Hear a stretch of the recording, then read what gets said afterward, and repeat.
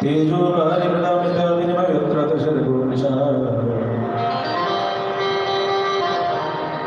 कैसे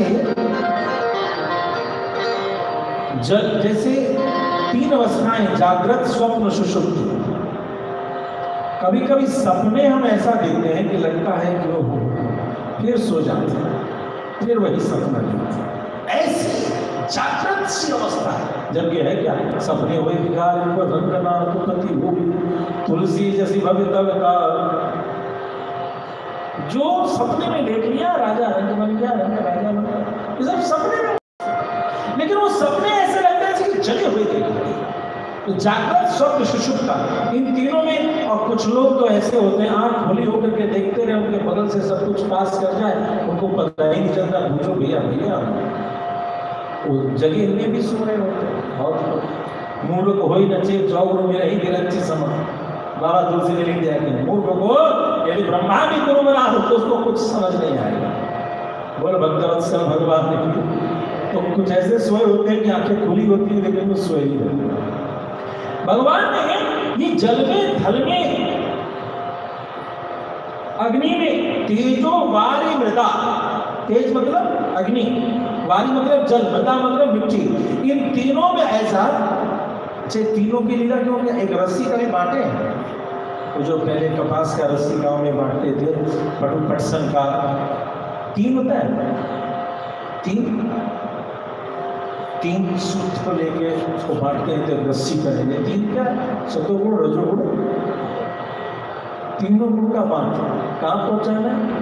भगवान के चरण में। बात तो बढ़िया से काट पड़ जाए। यहाँ का तेजो वारी मृदा, तीन तत्व अग्नि जल मृदा मिट्टी, इन तीनों में जैसे उलझन दिखता है। कैसे दिखता है? जब वो रेड या ग्रीन एलगी लगा हो किसी पोखरे में, बहुत ही सुंदरता के साथ फैला, उसको स्नैप लेकर के दिया जाए तो लगेगा जैसे हरा फर्श है, या नहीं लाल और हरा चादर जैसा बिछा होता है, या उस पर कुंभी लग जाए, पता ही नहीं चलता जल गहरा है क्या है, कुछ समझ नहीं किनारा है कि जल में थल की अनुभूति।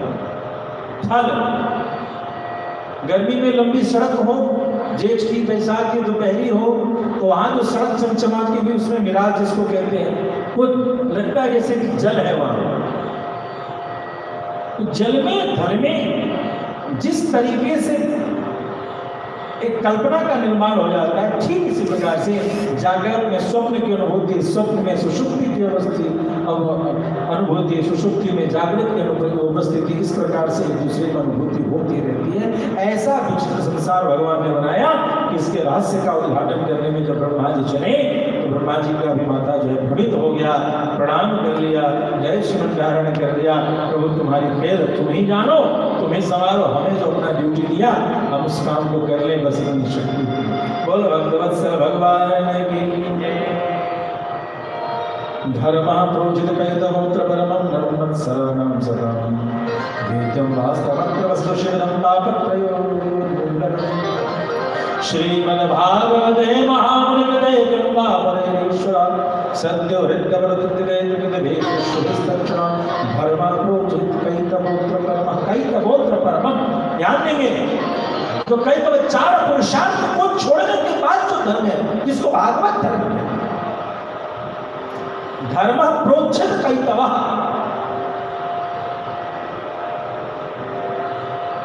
जब तक सांसारिक धर्म अर्थ काम और मोक्ष चारों को त्यागने की बात के बाद उसके ऊपर की चर्चा है। बोलो भगवान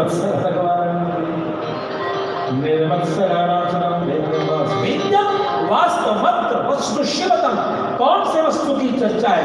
जो वास्तविक में वास्तव शब्द कर दिया, शिवदम जो कल्याण को शंकरो दे दी, शंकरा शिवदम, शिव मतलब कल्याण, जो कल्याण को प्रदान करने वाला जो मूल तत्व है वह। ऐसे परम श्रीमद् भागवत की चर्चा करते हुए कहते हैं कि जैसे बहुत बड़ा वृक्ष है और उसमें पका हुआ फल हो, उस पके हुए फल को कोई शुगा, कोई तोड़ चोंच मार देंगे तो उसकी मिठास बढ़ जाती है। ठीक इसी प्रकार से वेदों के स्कल्प करों में एक पके हुए फल को एक तो ऐसे भी पका हुआ और दूसरा उस पर सुखदेव जी का चोंच लग गया और वह इतना मीठा फल हम सभी के लिए उपस्थित है। यह अत्यंत ही सुंदर सौभाग्य है। ये शुक कौन था? बोल भक्तवत्सल भगवान की जय। भैया सुखदेव जी कौन थे? आज किसी ने पूछा कि नारायण का भी कोई पुत्र है क्या? उस समय तो जवाब निकला कि लक्ष्मी नारायण का तो कोई पुत्र ही नहीं है। बोल भक्तवत्सल भगवान। लेकिन श्रीमद् भागवत में महामना सुखदेव जी का नाम कहीं कहीं बाद रायणी हुआ चला।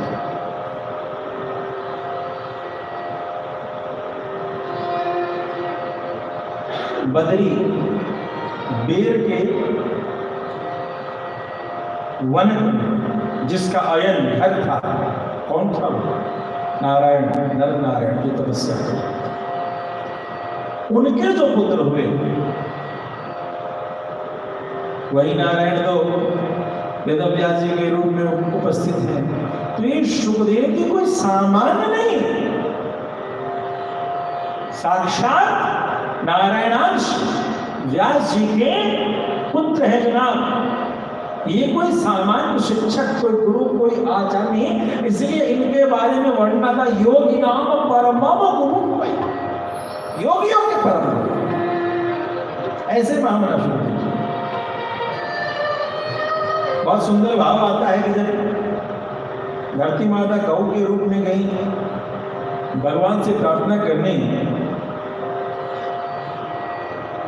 तो भगवान जब चलने को तैयार हुए तो बड़ा अन्याय है, तो क्या है राधिका, मुझे सभी बुला रहे, आपको कोई बुला नहीं रहा और आपके बिना मुझे लीला करने में आए।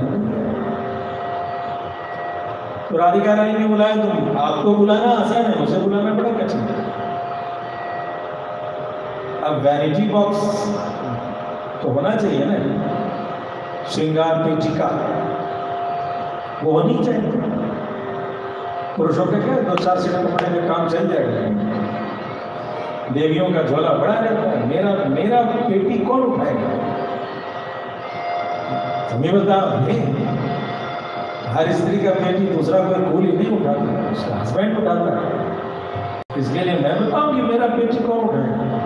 मेरा वैनिटी बॉक्स ले चलो, मेरी श्रृंगार पेटिका नीचे ले चलो, तो मैं ले चलो। तो तुम्हें क्या क्या चाहिए? मेरे खेलने का स्थान चाहिए, मेरे श्रृंगार का जगह, मेरे आनंद का क्या क्या चाहिए? सुनो जी,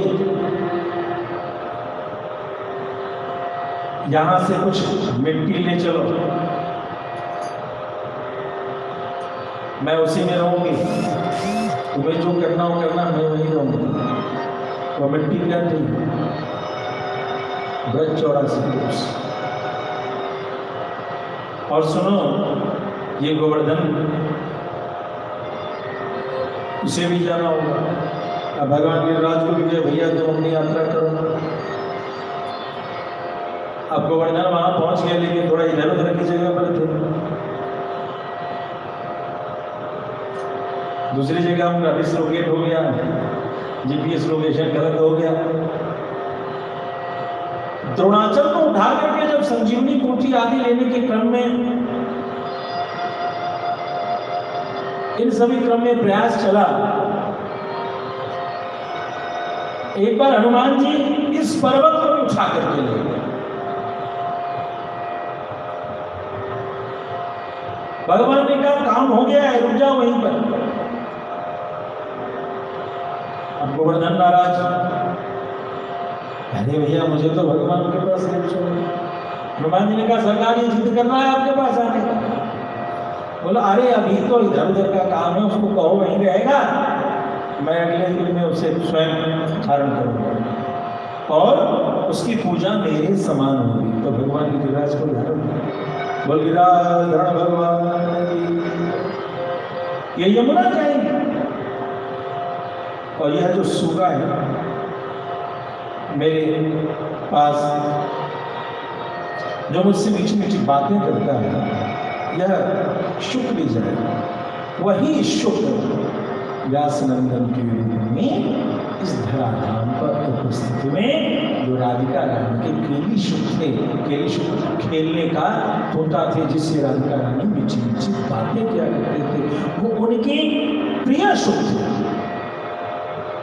भला कोई इस प्रेम के रहस्य को क्या समझे, महामना सुखदेव जी धरती पर अवतरित होते हैं, उनका ये सुंदर भाव और इन्हीं सभी रहस्यों को पूछने के लिए शौनक जी ने सूत जी का संवाद करके उनसे पूछा है कि हे आचार्य श्री, आपन्ना संसदीं घोरां यन्नाम ततः सद्यो विमुच्येता यद् भेदे स्वयं भय, यद् भेदे स्वयं भय, जिसके भय से स्वयं यमराज ही थर-थर कांपता।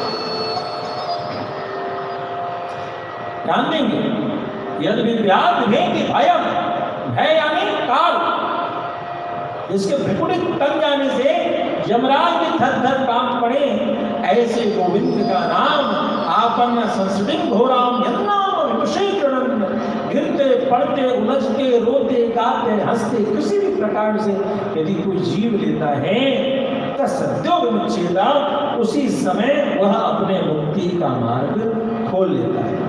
बोल भक्तवत्सल भगवान के बारक जाम कर हत जग जेऊ, बारक जाम कर हत जग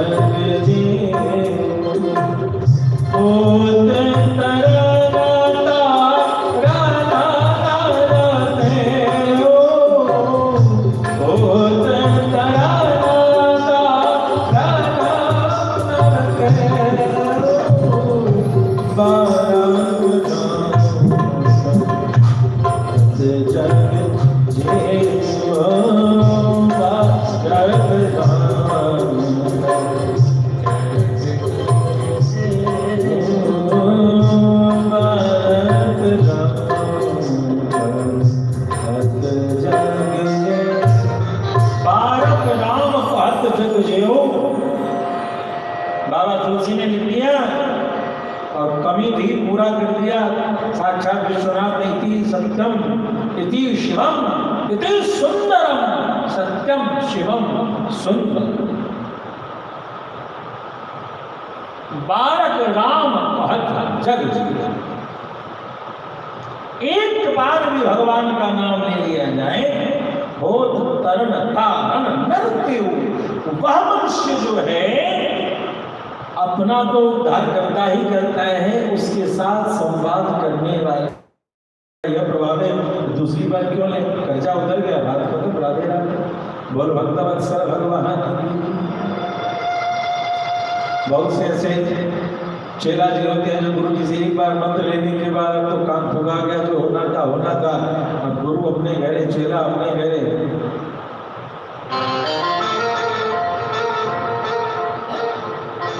जब रंग रहा तब संग रहा, अब रंग कहाँ जो संग मिलेंगे। काम खत्म, बात खत्म, रात में बात भूल जाते। आगे के भी कुछ एपिसोड्स हैं, आगे भी कुछ चर्चाएं होंगी, इन सभी रास्तों में न जाने के लिए। अब तो हो गया मोक्ष का मार्ग भूल गया, आगे नहीं। एक बार जिनकी कृपा से नाम बोलने से हमारा उद्धार प्रशस्त होता है भगवत बंधुओं, उसके बाद दूसरी बार नहीं, उसके बाद अनंत बार हम उसके लिए धन्यवाद ज्ञापन करते रहेंगे कि आपने तो एक बार नाम जप मंत्र जप इनके माध्यम से हमारे उद्धार का मार्ग प्रशस्त कर दिया।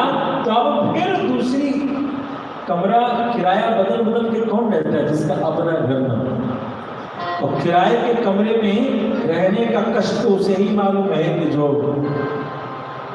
किराए के कमरे में रहता है वो कितना भी किराया देगा, लेकिन यदि एक डब्बा गेट के बाहर छूट गया तो मकान मालिक बड़े प्यार से कहता है, जी आपका डब्बा बाहर छूट जाता है, देखो आने जाने में दिक्कत होती है। ले रास्ता इतना बड़ा, डब्बा इतना छोटा, लेकिन जाने में जनाब को दिक्कत है कि नहीं।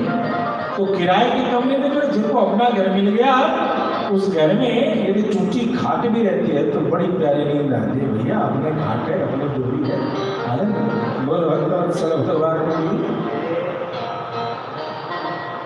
ऐसे भगवान के बारे में आप हमें बतावें कि उन भगवान गोविंद के इस धराधाम के त्याग करने के बाद धर्म कम शरणं गतः, धर्म किसकी शरणागति प्राप्त करता? शरणागति करनी चाहिए। यह सिर है ना, फॉरवर्ड बेंडिंग बनाई है, बैकवर्ड बेंडिंग करोगे ज्यादा दर्द करेगा। इसका पोजीशन ही फॉरवर्ड बेंडिंग, बायोलॉजिकली बना हुआ है, इसमें कोई चेंज नहीं। हम सर्प नहीं है कि हम ऐसे ऐसे कर सकते। मनुष्य ही है, मनुष्य का एक प्रैक्टिकल बायोलॉजिकली बनाएंगे झुको वाला। अब ये झुकना है, कहाँ झुके भैया?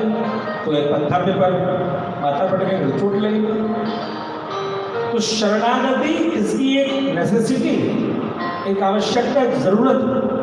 लेकिन उस शरणागति को कहाँ करें? तो श्रीमद् भागवत में प्रथम प्रश्न ही पूछा गया, धर्म कम शरणं गतः। अरे धर्म किसकी शरणागति किया, उसका पता बता, हम उसकी शरण में जाएंगे। साक्षात धर्म में जिसकी शरणागति में जाता है,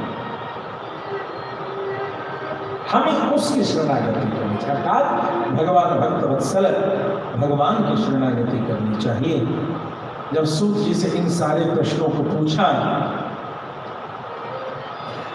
सूत जी ने पहले अपने आचार्य को स्मरण किया। यह स्वानुभावमखिल श्रुतिसारमेकम् अध्यात्मदीपमदितिशताङ्गमूर्धम् संसारिणां करुणया पुराणगुह्यम् शिशूनुमुपयामि गुरुं मुनीनाम् शिशूनुमुपयामि गुरुं मुनीनाम्। जो सद्मुनि कौन है? जो मंत्र पर मनन करता हुआ, मरण चिंतनशील वे मुनि, उनके ये गुरु हैं।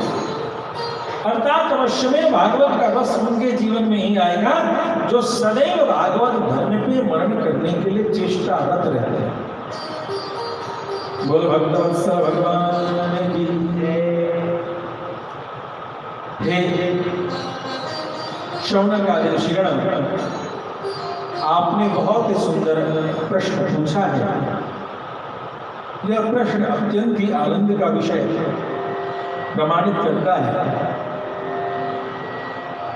गुरुजन आदि को स्तुति करने के पश्चात भगवान की महिमा के गायन करने के लिए सूत जी प्रस्तुत होते हैं। और सूत जी भगवान के बारे में कहते हैं कि आपने जिन भगवान की महिमा को जानना चाहा है, जगृहे पौरुषम रूपम भगवन महदादिधि, महत् तत्वों के माध्यम से भगवान ने अपने विराट पुरुष का निर्माण किया। संभूतम षोडश कर्मादौ लोक शिक्षा, लोक शिक्षा, लोक के निर्माण करने की इच्छा से भगवान ने 16 कलाओं का एक विशेष शरीर का निर्माण किया। और इस प्रकार से उनके निर्माण की चर्चा, भगवान के सृष्टि के निर्माण के उपाख्यान को करना प्रारंभ करते हैं। सृष्टि को निर्माण करने के पश्चात जब जब इस धरती पर आवश्यकता पड़ी, तब तब धर्म की स्थापना करने के लिए, धर्म की शुद्धि के लिए, संतों की रक्षा करने के लिए भगवान इस धरती पर अवतरित होते रहते हैं। सनत कुमार आदि से वर्णन प्रारंभ करके समस्त 24 अवतार का उन्होंने वर्णन संक्षेप में किया। इन सब बातों को सुनने के पश्चात शौनक आदि ऋषिगण पूछते हैं कि मुनिवर, आश्चर्य की बात यह लगता है कि हमने सुना है कि इन्हीं रहस्यों को करने के लिए, कहने के लिए महामना सुखदेव जी उपस्थित हुए थे। तो हाँ, उनके बारे में तो हमने सुना है कि सगोदोहन मात्रम ही, कि वह गैया के दुहने भर के समय ही किसी दरवाजे पर रुकते थे। किसी दरवाजे पर गए और गृहस्थ का धर्म क्या है? आए हुए अतिथि का सेवा करना। यदि अतिथियों की सेवा बंद है तो समझो वही गृहस्थ जो है वो भवसागर का अंधा कुआं है। और वही गृहस्थ धर्म श्रेष्ठ कब है? जब न्यायोपार्जित धन और तत्पश्चात उससे अतिथियों की सेवा हो, संतों की सेवा हो, गुरुजनों की सेवा हो, तो वही गृहस्थ धर्म उद्धार का कारण बन सकती है। और नहीं तो उसमें सत्व की भावना, अभिमान की भावना होने पर वही गृहस्थ धर्म पतन का कारण बनती है। बोल भक्तवत्सल भगवान की। हमने सुना है कि उस जगह पर आप उपस्थित होकर के इन सभी कथाओं को सुन रहे थे। तो आप हमें बताएं। सूत जी ने कहना शुरू किया, हे शौनकादि ऋषिगण, तुम्हारे मन में जो शंका है संसार की सृष्टि कैसे हुई, भगवान इस सृष्टि को कैसे चलाते हैं, और सुखदेव जी ने इस कथा को कैसे सुनाया, क्यों सुनाया, श्रीमद् भागवत की रूपरेखा, तो मैं तुम्हें एक पुरातन प्रसंग बताता। एक बार की बात है, वेद व्यास जी बड़े थके हुए से, उदास से नदी किनारे बैठे हुए थे कि उसी समय नारद जी उपस्थित हो गए और देखा कि चेहरा उदास है। क्या बात है, क्यों परेशान है आप तो समस्त रहस्यों के जानकार होते हुए। वेद व्यास जी ने तो कहना शुरू किया कि मैंने सब कुछ किया, लेकिन फिर भी मैं असंतुष्ट स्वयं को अनुभूत करता हूँ। नारद जी ने कहना शुरू किया, आपने सब कुछ तो किया, भगवान और भगवान के भक्तों के बीच के जो अनन्य प्रेम का रस है उसका वर्णन नहीं किया। यदि आप भगवान का भक्तों के संबंध के रहस्य को वर्णन करें तो अवश्यमेव वह आपका और सारे सृष्टि के लिए कल्याण का मार्ग प्रशस्त करें। यहाँ एक बहुत ही सुंदर सूत्र प्रमाणित हुआ। नारद जी के उपदेश में आया है, आमयो यश्च भूतानां जायते येन सुव्रता तदेव यामयं द्रव्यं न पुनाति चिकित्सितम्। पूरी जो होम्योपैथी है वर्तमान में, या जो नेचुरोपैथिस्ट जो भी हैं, इन सभी स्ट्रीम का बेस यहाँ फिलॉसफी है। यह सूत्र यह कहता है, आमयो यश्च भूतानां जायते येन सुव्रता, जिस कारक तत्व से जिस रोग का निर्माण हो, ध्यान देंगे, उसी पदार्थ को चिकित्सकीय विधि से यदि पुनः शरीर को दिया जाए तो वह रोगी स्वस्थ हो जाता है। कैसे? ये टीकाकरण क्या है? उन्हीं माइक्रोब्स को डोरमेंट कंडीशन में, मरे हुए से में शरीर में दे देती है, टीकाकरण है। तो शरीर उसके अनुसार एंटीबॉडीज क्रिएट कर लेती है और जब अगली बार बीमारी आती है तो लड़ जाती है। पूरा टीकाकरण इसी सूत्र पर है। हम और आप समझते हैं श्रीमद् भागवत बस एक रिलीजियस टेक्स्ट है। मैं बताऊं कि जो हमारी युवा पीढ़ी है उनको कहिए कि पूर्व के जो कथाएं हैं पंचम स्कंद तक, इनमें बहुत सारे सूत्र ऐसे हैं जो कॉमर्स के फील्ड को मजबूत करेंगे। बायोलॉजी फिजिक्स के भी सूत्रों को इसमें हम देख सकते हैं। यहाँ हम चर्चा करें, आमयो यश्च भूतानां जायते सुव्रता। जैसे जल के इन्फेक्शन से आप बीमार होते हैं तो क्या होता है? आपको भोजन क्या कराया जाता है? डॉक्टर दवाई देता है, लेकिन उसके साथ एक पथ्य बताता है, गर्म गुनगुना जल का पान। खिचड़ी में क्या रहता है? चावल कम जल ज्यादा। जल से बीमारी का जो निर्माण हुआ तो जल के को ही प्रोसेस करके लेना चाहिए, आप फिट हो जाएंगे। नारद जी कहते हैं तदेव या वयम द्रव्यम न गुना चिकित्सकम। ठीक इसी प्रकार से इस संसार में भी जो सांसारिक पदार्थ हैं यही जीव को कष्ट देने के कारक हैं, तो इलाज भी कहीं और नहीं है। You are not going to get any solution anywhere else. You need to think and think in the same question. गणित के प्रश्न में एक ही चीज गायब रहती है, फॉर्मूला क्रिएट करके जब देखते हैं तो वह एक ही तो मिसिंग है, तुरंत मिल जाए, कहीं और नहीं जाना है। अपने प्रश्नों को, उलझनों को दूर करने के लिए आपको जीवन की कोई शंका हो, श्रीमद् भागवत में गोता लगावे, गीता जी में गोता लगावे, रामचरितमानस, वाल्मीकि रामायण में गोता लगावे, कहीं बाहर जाने की जरूरत नहीं है। जीवन के हर प्रश्न का उत्तर यहाँ मिलेगा। सांसारिक वस्तुओं के साथ क्या व्यापार करें, क्या व्यवहार करें कि यही वस्तुएं बंधन का कारण न होकर मोक्ष का कारण बन जाए। वही वस्तुएं जो रोग उत्पन्न करती है, जो भवसागर की पीड़ा की उत्पत्ति करती है, उन्हीं वस्तुओं को चिकित्सक अर्थात क्या है, आचार्य के गुरुपदिष्ट मार्गेण, ध्यान दें, महाभारत कहती है गुरुपदिष्ट मार्गेण, गुरु के द्वारा उपदिष्ट मार्ग पर चलने से सिद्धि मिलती है। एकम सद विप्राह बहुधा वदन्ति, सत्य एक है, लेकिन ये वेद के रहस्य के जानकार इसको कई प्रकार से बोल बैठे। तो हम क्या करें? हमें उन्हीं मार्ग को अवलंबन करना चाहिए, अवलोकन करना चाहिए, जीवन में उसी को स्वीकार या प्रैक्टिस में लाना चाहिए, जिससे कि हम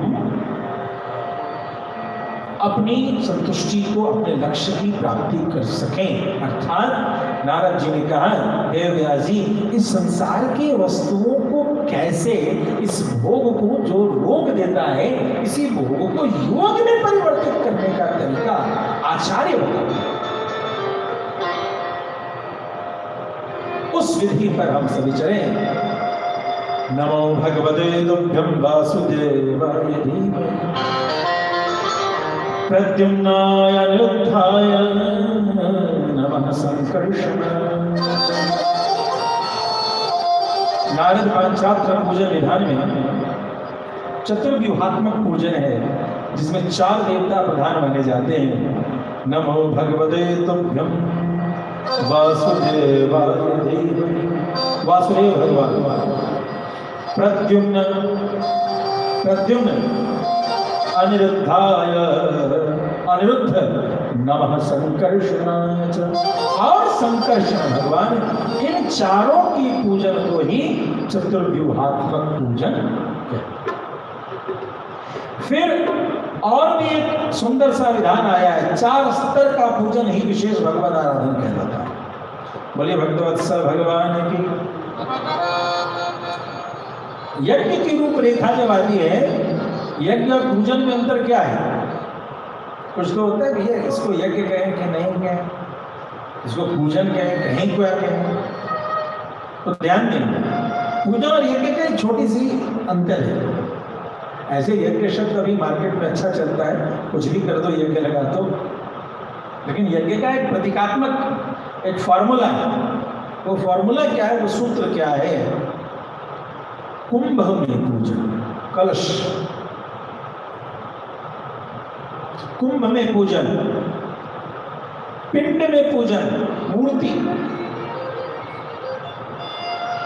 पिंड में पूजन, स्थंडिल, वो जो अक्षता जिसे कुंज आदि बनाते हैं, उसमें पूजन, और चौथा कुंड में पूजन, स्वाहा स्वाहा।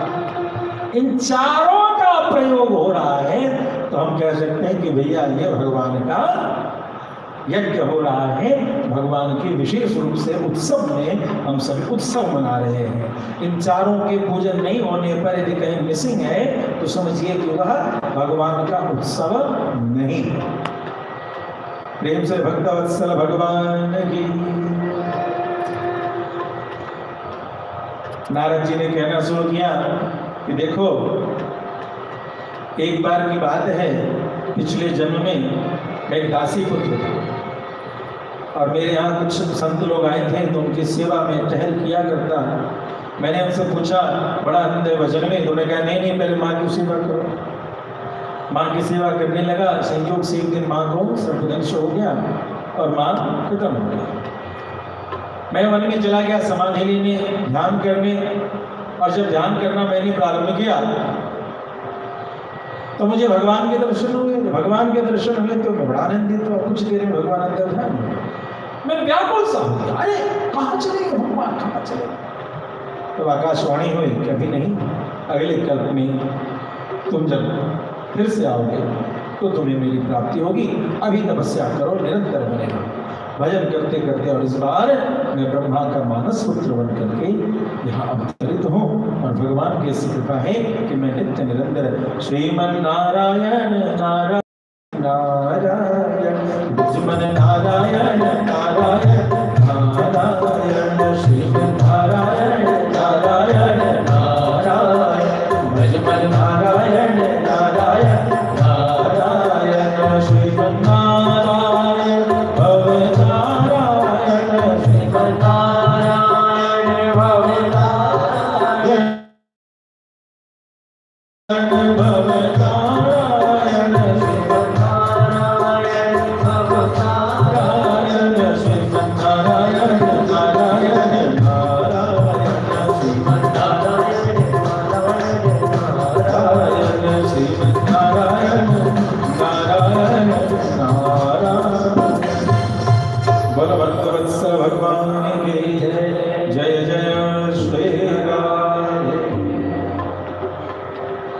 नारद जी ने ये सारी बात उनको समझाई। वेद व्यास जी ने निर्गते नारदे सूद भगवान बादरायण शुद्धवांसवभि प्रेतम तद किम करोतु।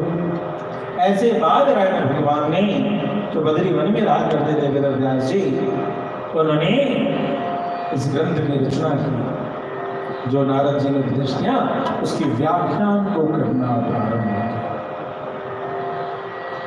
अब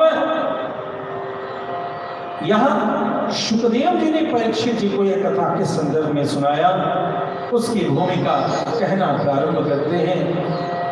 सूत जी कहते हैं महाभारत संग्राम समाप्त हो चुका था।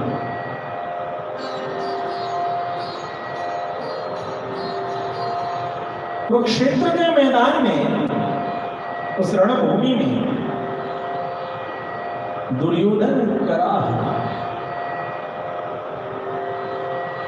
अश्वत्थामा जाते हैं, मित्र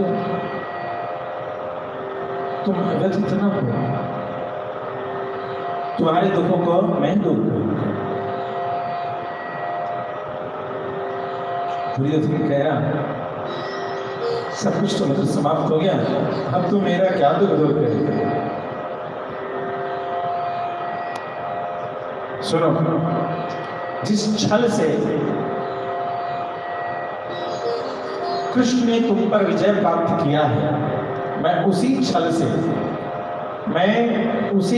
से उन सभी का वध कर दूंगा और उन सब पर विजय प्राप्त करूंगा। अभी वे सभी सो रहे होंगे, उसी समय में उन पर विजय प्राप्त, मैं कैसे भी विजय प्राप्त करूंगा, मुझे आज्ञा दो। और वहीं पर कुछ नहीं मिला, जैसे तैसे तिलक करके सेनापति बना। अश्वत्थामा चले कृतवर्मा कृपाचार्य मुनि को लेकर। अब जब वहां चले तो क्या देखा? रात्रि में विश्राम एक जगह किया, एक वृक्ष पर कौवा कई घोंसला बनाए हुए जिसमें अंडे भी होते।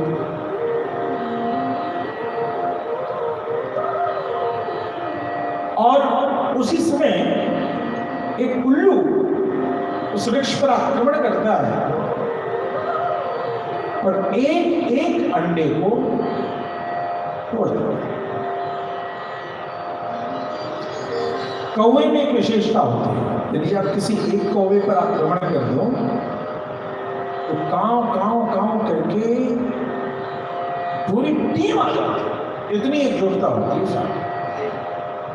कभी किसी बस वो गौरैया पर ही तो करना है लीला कर लो, तोते पर कर लो, लेकिन कौवे पर कभी ऐसा मत करो। कौवे पर आक्रमण कर दिया, पूरे घर को हजारों कौवा घेर लेंगे।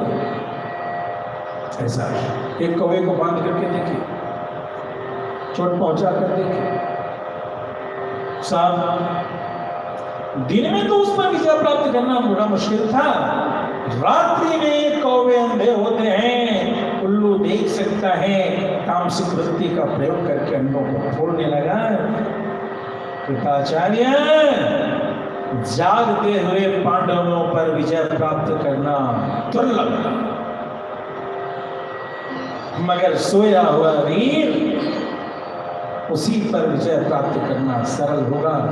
सभी ने मना किया। कृपाचार्य ने यहां तक कहा कि देखो अश्वत्थामा, ये जीव का पुरुषार्थ रूपी जो पंछी है, कर्म रूपी पंछी, इसके दो पंख होते हैं, एक पुरुषार्थ और दूसरा प्रारब्ध। ये जो हमारा कर्म रूपी पंछी है उसके दो पंख हैं, एक पुरुषार्थ और एक प्रारब्ध। प्रारब्ध भी हो और पुरुषार्थ भी हो तभी विजय श्री की प्राप्ति होती है। प्रारब्ध ना हो और पुरुषार्थ ना हो, प्रारब्ध बहुत हो और पुरुषार्थ ना हो, पुरुषार्थ हो प्रारब्ध ना हो, तो वह पंछी ठीक नहीं होता। कहीं न कहीं दुर्योधन के पुरुषार्थ में प्रारब्ध का डंगा है, इसलिए यह कुकर्म मत करो। बोले गुरुजी सेनापति अभी मैं हूं ना, मेरी नीति चलेगी, साथ चलो, तुम्हारा ज्ञान नहीं चाहिए मुझे। अब सेनापति भाई उसी की बात माननी चाहिए, चलो भाई जो टीम लीडर है विशेष फॉलो है, चल पड़े उसे। जब सब चल पड़े, रात्रि में उधर भगवान गोविंद ने पांचों भाइयों को ले लिया और उनके पांचों बच्चे जगह शयन कर रहे थे। अश्वत्थामा ने जाकर के उन सभी को काट करके उनके सर लिया, सर को कपड़े में बांध करके टपकते हुए खून के साथ दुर्योधन के पास, हे मेरे भाई, हे मेरे मित्र, हे मेरे राजा, देख तेरे 5 शत्रुओं का मैं सिर लिया, तेरी पीड़ा समाप्त हो जाएगी। अच्छा अश्वत्थामा तू दौड़ा वीर निकला, ला मुझे सिर दे, मेरा बैर भीम से था, मैं भीम से भयभीत था, ला। भीम को सिर जो सबसे मजबूत लगा अश्वत्थामा, सिर दिया, भीम के पुत्र का सिर जैसे दिया, जब दुर्योधन उस पर अपने बल का प्रयोग करता है तो कहता है अरे अश्वत्थामा, ये तो कपोल हमारे संतान हैं, ये 5 हमारे भतीजे थे, हमारे मरने के बाद हमारे वंश में तो कोई हमें जल देने लायक देना बचा, यह जल देते और तुमने तो वह कृत्य किया जो एक शत्रु भी नहीं करता, तुमने मित्र होकर के वह कृत्य किया। हाय रे कितना अभागा निकला। अब इधर द्रौपदी रो रही है, चित्कार के पुकार के वो कहती है, अर्जुन दौड़ते दौड़ते आए, स्थिति देखा, कहा देवी मैं तब तक आपके आंसुओं को नहीं पहुंचूंगा जब तक कि मैं इसका बदला। चलिए भगवान द्वारिका नाम चले। अश्वत्थामा को पकड़ने की चेष्टा हो रही है, तो अश्वत्थामा ने अंत में ब्रह्मास्त्र का संधान कर दिया। अब ब्रह्मास्त्र से कैसे बचा जाए, अर्जुन ने भी इधर से ब्रह्मास्त्र का संधान कर दिया भगवान के इशारे पर। अब दोनों ब्रह्मास्त्र आपस में टकराने वाले हैं, दोनों अमोघ शक्तियां टकरा जाएंगी, तो सारी सृष्टि में अकारण प्रलय की उपस्थिति।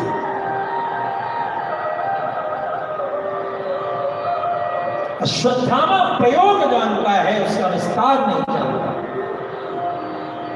हे अर्जुन, तुम्हें इसका विस्तार जानते हो। दोनों ब्रह्म शक्तियों को नियंत्रण करके अश्वत्थामा को पकड़ लिया और घसीटते हुए द्रौपदी के पास पटक दिया। द्रौपदी ने माता कृपी को रोते हुए जो देखा तो लगा ऐसे द्रवित होगी, इसे छोड़ दीजिए, इसे छोड़ दीजिए। ब्रह्म बंधुर्न हंतव्य आदताय उदाहरण। भगवान कृष्ण ने कहा अर्जुन, ब्रह्म बंधु का हत्या नहीं करना चाहिए और आदताय का वध जरूर कर देना चाहिए। अब तुम्हें जो अच्छा लगे तुमने संकल्प किया, दंडित करोगे। और द्रौपदी ने कहा छोड़ दीजिए, अब क्या करोगे सो तुम देख लो। गोविंद का इशारा समझ गए अर्जुन ने क्या किया, उसका मणि ले लिया और मणि लेकर के शिखा आदि का त्याग करा दिया और इस प्रकार से उसे निर्गत कर दिया। इस ब्राह्मण का अपमान कर देना ही उसके लिए मृत्यु के समान पीड़ा देता है। प्रेम सुनी भक्तवत्सल भगवान। लेकिन वो कहते हैं क्षमा सोबते उस भुजंग को जिसके पास गरल हो। जो जितना बड़ा वीर होगा उतना बड़ा क्षमाशील होगा। इन्होंने तो क्षमा कर दिया, लेकिन अश्वत्थामा के मन में अभी भी बैर है। अश्वत्थामा ने तो ब्रह्मास्त्र का प्रयोग कर दिया। इधर हमारे गोविंद जाने को तैयार हैं, इधर अश्वत्थामा ने ब्रह्मास्त्र का प्रयोग कर दिया। ब्रह्मास्त्र चल पड़ा और ब्रह्मास्त्र इस बार पांच अंश में पांचों भाई पांचों पांडव की ओर और एक अंश चला गया उत्तरा की ओर। उत्तरा के कक्ष में जैसे ही ब्रह्मास्त्र प्रवेश करता है, उत्तरा उस कक्ष से निकल के दौड़ पड़ती है और दौड़ते दौड़ते जैसे ही गरुड़ध्वज का वो रथ दिखाई पड़ता है, वहीं पर जाकर के नतमस्तक होकर के पाहि पाहि महायोगिन देवदेव जगत्पते नानं त्वदभयं पश्ये यत्र मृत्यु परस्पर। हे महायोगी, हमें रक्षा करें, पाहि पाहि, इस शरीर की भी रक्षा करें और पाहि जो भीतर जो गर्भ है उसकी, बाहर से यह जो तपिश है ब्रह्मास्त्र के उसको भी शीतल करे और मन के भीतर जो गर्भस्थ शिशु की पीड़ा की, उसके नाश होने की जो पीड़ा की वेदना है, उस तपिश को भी नाश करे।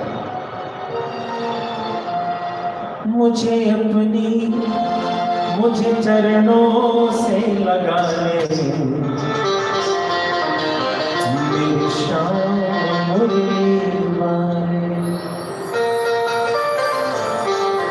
मेरी सांस सांस में तेरा है नाम मुरली वाले।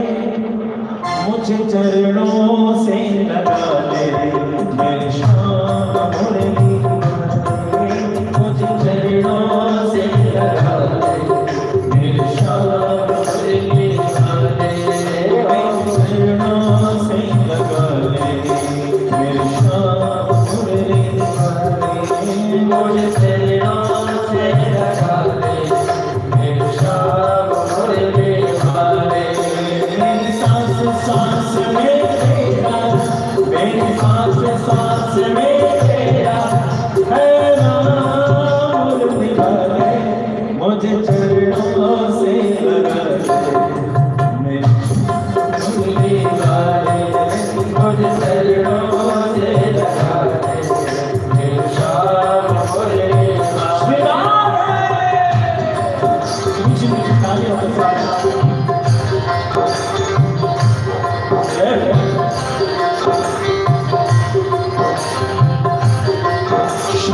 मुरली पहली पुकार है और ये पुकार एक माँ की है। यही तो अद्भुत रहस्य है।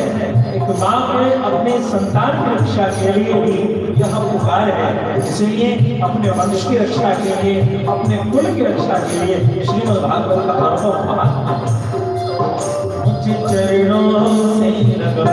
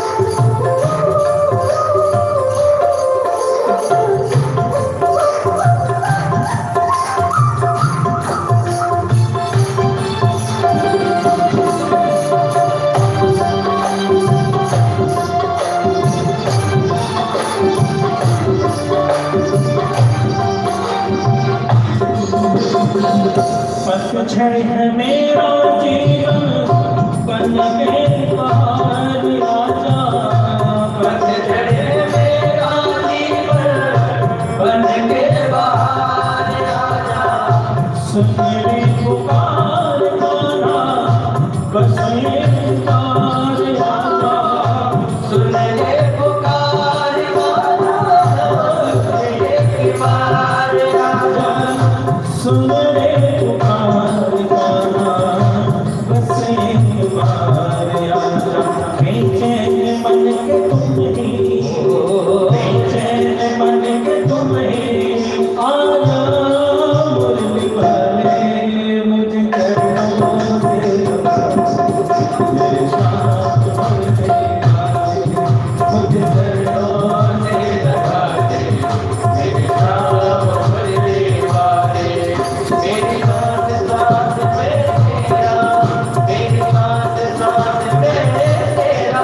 Hey,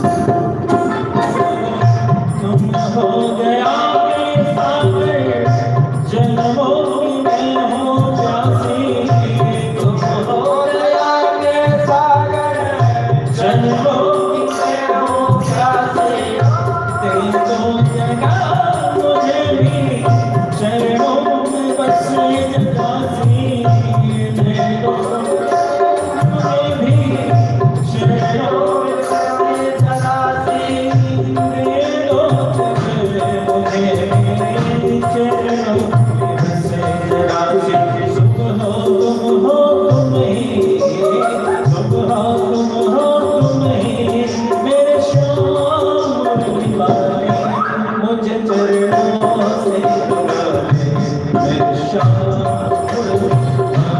निवाले मुझे चरणों से लगा ले, मेरे श्याम निवाले, मेरे सांस सांस में तेरा, मेरी सांस सांस में तेरा, ऐ नाम निवाले मुझे चरणों से लगा ले, मेरे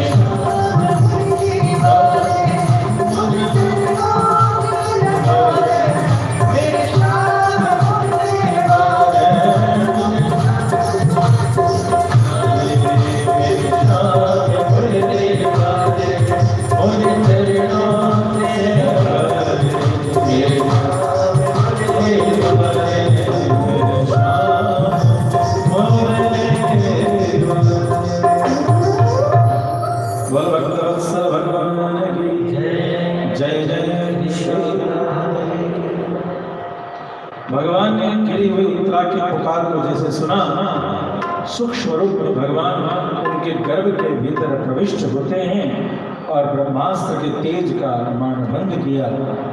यह ब्रह्मास्त्र बहुत दिन से भगवान के पीछे पड़ा था। प्रेम से भक्तवत्सल भगवान की कब से पीछे पड़ा था? त्रेता में भी आया।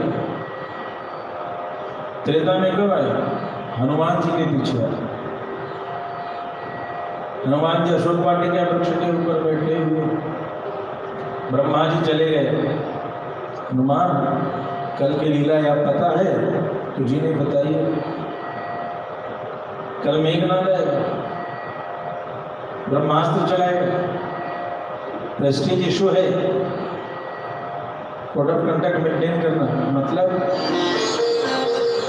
अरे तो भूल गया, तुझ पर किसी भी अस्त्र शस्त्र का प्रयोग नहीं चलेगा।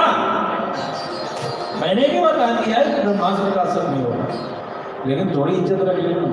क्या जाता है जी जी। अब अद्भुत लीला ये चली कि जब मेघनाद ने ब्रह्मास्त्र चलाया साहब, ब्रह्मस्तुते सांधान कपिमन विन विचार, जाओ न ब्रह्म धर्मान महिमा स्वीकार कर। आइए बांध लीजिए, आगे का खेल बाद में देख लेंगे। अब ब्रह्मास्त्र जो है पतला सा धागा चारों लिपट गया। अब हनुमान जी उसके सम्मान में बंधे हुए। इन राक्षसों को क्या समझ में आया कि इस बंदर के पूंछ से इतने बड़े बड़े पेड़ गिर गए हैं, इसको कंट्रोल करना इतना मुश्किल हुआ। अक्षकुमार आदि को वध कर दिया, तो ये पतला धागा इसको क्या रोकेगा? इसके ऊपर मोटा मोटा पेड़ का जो है वो जो गिरा रहता है जैसे बरगद के पेड़ में, वैसा लिया और उन सबों को बांट करके उससे बांधने लगा। जब तक मेघनाद समझ पाते तब तक नहीं, तो राक्षसों ने उन्हें उससे बांध ही दिया। कहते हैं चालाक शत्रु से मूर्ख मित्र खतरनाक होता है। भक्तवत्सल भगवान की चालाक शत्रु पाल लीजिए, मूर्ख मित्र मत पालिए। उसको प्रणाम करके रहिए भैया, तो पता नहीं कब क्या। तो ये राक्षसों की मूर्ख फौज जो थी, जिसे बस कहा था मारो काटो मारो काटो, इन्होंने बांध दिया।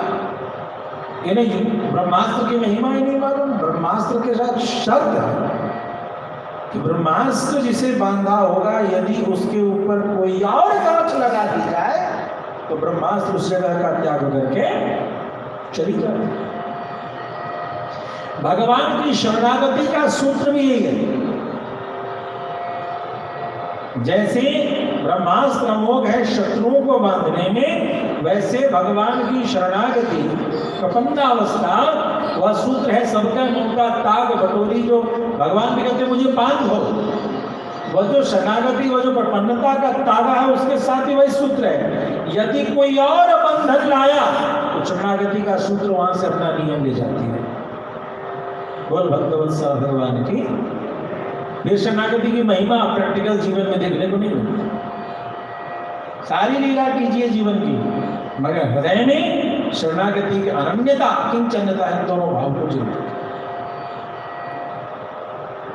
संसार है लाल पीले हरे नीले रंग, ऊंच नीच बहुत है, लेकिन हृदय में अनन्यता किंचन्यता का भाव रखें। यदि भगवान के दरबार में स्वर्ण का भी समर्पण हो रहा हो तो मन में यहां आवे तो भगवान ने कहा और इसीलिए साथ मुझे प्राप्त हुआ। यदि कहीं और जा भी रहे हैं तो उसे भगवत इच्छा मान करके ही वहां न जाना। अनन्यता और किंचनता शरणागति के सूत्र को अपनाएंगे तो शरणागति अपना फल देती है। यदि कोई और उपक्रम करते हैं तो शरणागति रूपी सूत्र भगवान के चरणों में जो बंधी हुई है अपना स्थान त्याग कर देती है। ब्रह्मास्त्र ने अपना त्याग कर दिया है, अब बचा है लता पता से बंधे हुए हनुमंत लाल जी महाराज। मेघनाथ ने आकर के देखा तो मेघनाथ समझ गया कि मामला गड़बड़ है। इन मूर्खों को तो नहीं पता है इन्होंने क्या किया, लेकिन यह बड़ा वीर बजरंगी जो है, यह बंदर जो है, जो इतना पराक्रमी है, वह यह नहीं जानता हो, या उसने अभी तक ऐसे क्यों नहीं किया, थोड़ा सा अपनी केहनी को ऐसे नहीं किया, मतलब मामला गड़बड़ है, ये कुछ न कुछ लीला करेगा। तो बड़ा सहम सहम करके हनुमान जी को ले गए। तो ब्रह्मास्त्र उस समय से पीछा पड़ा। पहले भी सब काम एक बार चलाया, हर जगह ब्रह्मास्त्र का मान रखा गया। यह ऐसी अवस्था थी जहां भगवान को, गोविंद को लगा कि अब ब्रह्मास्त्र का मान रखा तो परीक्षित मारा जाए, और यदि परीक्षित मारा गया, जिन बालक राखई महतारी, मेरा जो सूत्र है कि मैं बच्चे को जैसे रखते हैं उस मां के तरीके से रखता हूं, वही पुकार, मां की पुकार आज सामने आई है अपने बच्चे के लिए। मैं इसी नाते अपने भक्तों को देखता हूं और इसी नाता को आज दांव पर रख दिया है उत्तरा ने। काम था तो माम नाथ, मां में गर्भ है, मेरा गर्भ है। आ गया, अब बाद में देख लेंगे आगे पीछे का विधि विधान। पहले तो ब्रह्मास्त्र के तेज का नाश करो, और यहाँ पर भगवान वहां पहुंचते हैं, कोई और नहीं, भगवान स्वयं ब्रह्मास्त्र के तेज को कम करते हैं, परीक्षित की रक्षा करते हैं। बोल भगवत्सल भगवान ने की। अब भगवान ने अपने दारू को कहा, भैया रथ आदि निकालो, चलें। चलने की तैयारी होने लगी तो सब लोगों से वो रामकृष्ण करते हैं ना, भैया कैसे, हाँ भैया ठीक है ठीक है, अच्छा भैया ठीक से मिलजुल के रहना, लड़ाई झगड़ा मत करना, ऐसे ऐसे कैसे हो, फिर मिलेंगे, अरे तुम जा रहे हो फिर आओगे नहीं, अरे आएंगे ना, घर भी देखना जरूरी, आदि आदि ऐसी बातें हो रही हैं। बुआ घूमती किनारे में बैठी चुपचाप खड़ी है, बुआ कुछ बोलती नहीं है, कुछ आप ही बोलो ना। बुआ ने मन ही मन प्रणाम किया गोविंद को, नमो अकिंचन वित्ताय निवृत्त गुणवृत्तये आत्मा रामाय शांताय कैवल्यपतये नमः। अद्भुत स्तुति है वह बुद्धि का। नमो अकिंचन वित्ताय, अकिंचन जिसको कुछ नहीं, उसके वित्त उसके धन आप सुनिए, मैंने निर्बल केवल राम। नमो अकिंचन वित्ताय, अकिंचन मतलब किन, किन मतलब किमपि, कुछ भी, कुछ भी जिसके पास नहीं है, अकिंचन।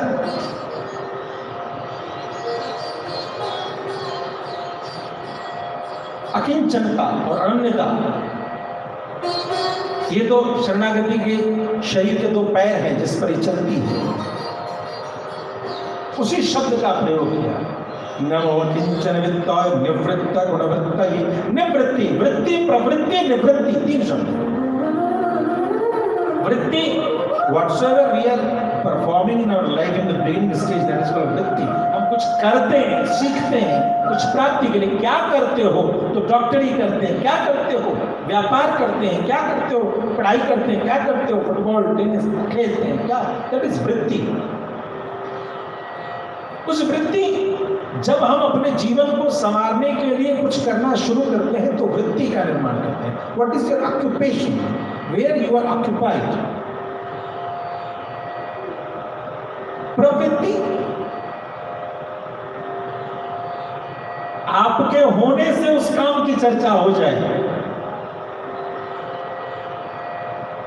बाद में वो ऐसी हो जाती है कि आप हो तो आप संगीतज्ञ हो, आपने बहुत सीखा, घर में खूब सीखा। वो गुरुजी ने कहा सवेरे 3 बजे जग जाना, करना। बगल का पड़ोसी दरवाजा आ जाता है, हाँ भैया क्यों बुला रहे थे? अरे राम राम जी, आपको नहीं बुला रहे थे? तो तो बुला रहा क्या मतलब यार? अरे आपने तो डिस्टर्ब किया, गुरुजी ने कहा था करने के लिए। भले कोई आए ना आए, धीरे धीरे सुर आ जाता। तो वृत्ति की अवस्था थी। लेकिन संगीतज्ञ जब उस प्रवृत्ति में पहुंचता है तो बैठा हुआ भले उसके हाथ में हारमोनियम ना हो, तबला ना हो, कुछ ना हो, लेकिन जब संगीत चलेगी तो उसकी अंगुली या उसका सिर उस ताल, उस सुर को पकड़ रहा होगा और उस प्रवृत्ति में उसकी पहचान हो चुकी है। और निवृत्ति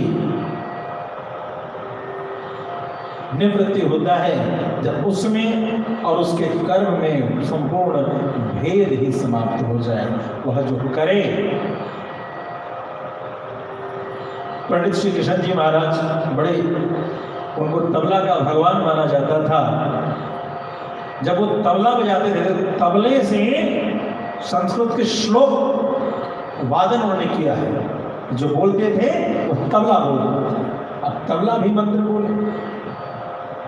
तो ये निवृत्ति है जहां विधि निषेध से ऊपर जीव उठ जाता है। वो जो कर रहा है वही अद्भुत अनुभव है। तो निवृत्त गुणवृत्त, ये निवृत्त के गुण ही आपकी वृत्ति है। आप सब कुछ करते हुए भी कुछ नहीं करते, यही आपकी पहचान है। प्रेम चले भक्तवत्सल भगवान की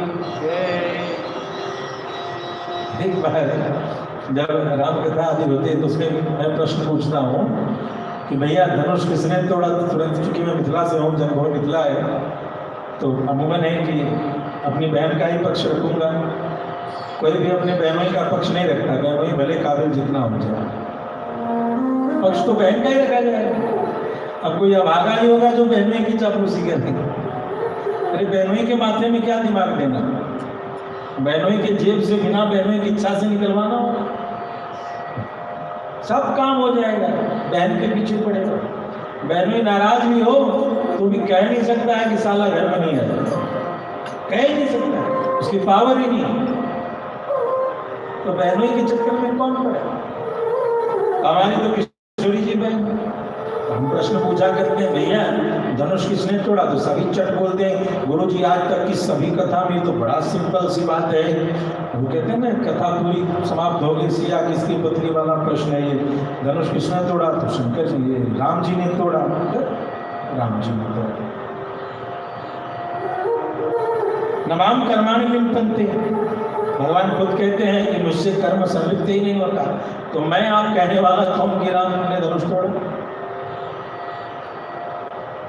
श्री रामचरितमानस में भी ऐसे गूढ़ चौपाई में सभी जगह बाबा तुलसी ने कहीं भी स्पष्ट रूप से नहीं लिखा है। घर में जाकर के रामचरितमानस को स्वाध्याय करेंगे कि राम ने धनुष तोड़ा, कहीं नहीं। उस शब्दों को हमें समझाया जाता है कि राम जी ने धनुष तोड़ा। छुअत ही टूट रघुपति ही न दोष। क्या मतलब? छूते छूटा है, रघुपति का दोष नहीं। छुअत टूट पिनाक पुराना, क्या कह दिया? धनुष पुराना था, छूते टूटा है, राम जी ने नहीं तोड़ा। दोनों भैया झूठ बोलने वाले हैं क्या? राम लक्ष्मण झूठे तो है नहीं, तो फिर क्यों नहीं बोलते कि कोई है कोई एक दास तुम्हारा नाथ संबोधन भंज नहीं आ रहा। राम जी को भी पता नहीं धनुष कैसे छूटा, वो तो बेचारे गए सटक गए, अरे भैया ये क्या हो गया, ये तो प्रत्यंचा चढ़ा दे, छूट कैसे। कम शब्दों में रहस्य बोलेंगे, समय को लय चढ़ावत खेचत काढ़े क्यों न लखा, जब किसी ने देखा नहीं तो कहा किसने, बोल भक्तवत्सल भगवान की। जब किसी ने क्यों न लखा देख सब ठाड़े, सभी स्तंभित थे, तो भैया आप थे क्या वहां, नहीं समझे। ये पुरुष प्रधान जो कथावाचक है, राम जी प्रधान कथावाचक, उन्होंने रटा दिया कि धनुष जो है सो राम जी ने। राम बरी सभी सबूतों और गवाहों के मद्देनजर ध्यान में रखते हुए जनक के दरबार में राम बाइज्जत बरी कर दिए कि उनको कलंक नहीं रखा। राम बरी सिय भंज्यो चापा, यहीं पर लिखा है बाबा तुलसी ने धनुष तोड़ने के साथ नाम। लेकिन ये जो रामोपासक हैं ये क्या करते हैं, ये गाते हैं ऐसे, मही पताल नाक जस व्यापा राम बरे सिया भंज्यो चापा, राम बरे सिया भंज्यो। ये अर्थ लगाते हैं, वही पताल नाम जस व्यापा, धरती में स्वर्ग में पाताल में सभी जगह ही अजस व्याप्त हो गया। क्या शब्दों को ध्यान देंगे, राम जी ने सीता जी का वर्ण किया धनुष तोड़ करके, स्वयंवर राम जी का था कि स्वयंवर जानकी जी का है, जानकी जी का था। तो राम जी का सामर्थ्य कैसे हो गया जानकी जी को वर्ण करके, बोलो भक्तवत्सल भगवान, गजब की बात है भाई। ये शब्द निकल रहा है, एकदम मर्यादा का खंडन कर रहा है। राम विद्रवान धर्म, राम कैसे कर रहे, राम बरी सिया, तुरंत लगा दे, ओ बर मतलब भरण है। बाबा तुलसी के साहित्य में कई भाषाओं का प्रयोग, मैथिली, अवधी, मगही, बंगाली। राम सीता का वर्ण कर सकते थे क्या, तो कैसे कथा में यहीं पर अटपटासी बात आ गई, नहीं, राम बरी, राम निष्कलंक रह गए। और यह रहस्य योगी नहीं है, हास्य नहीं है। श्री अध्यात्म रामायण में भगवती जानकी ने प्रथम अध्याय में, जिसे राम हृदय सर्ग कहते हैं, प्रभु श्री राम की आज्ञा से हनुमंत लाल जी को कहा है, रामो न चलती न शोचती न कांक्षति न तिष्ठति, रामो निर्विकार ब्रह्मा, राम निर्विकार है, राम कुछ नहीं करते।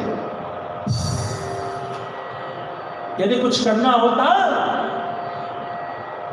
भगवान पिता रात्रे शरदो फूल मल्लिका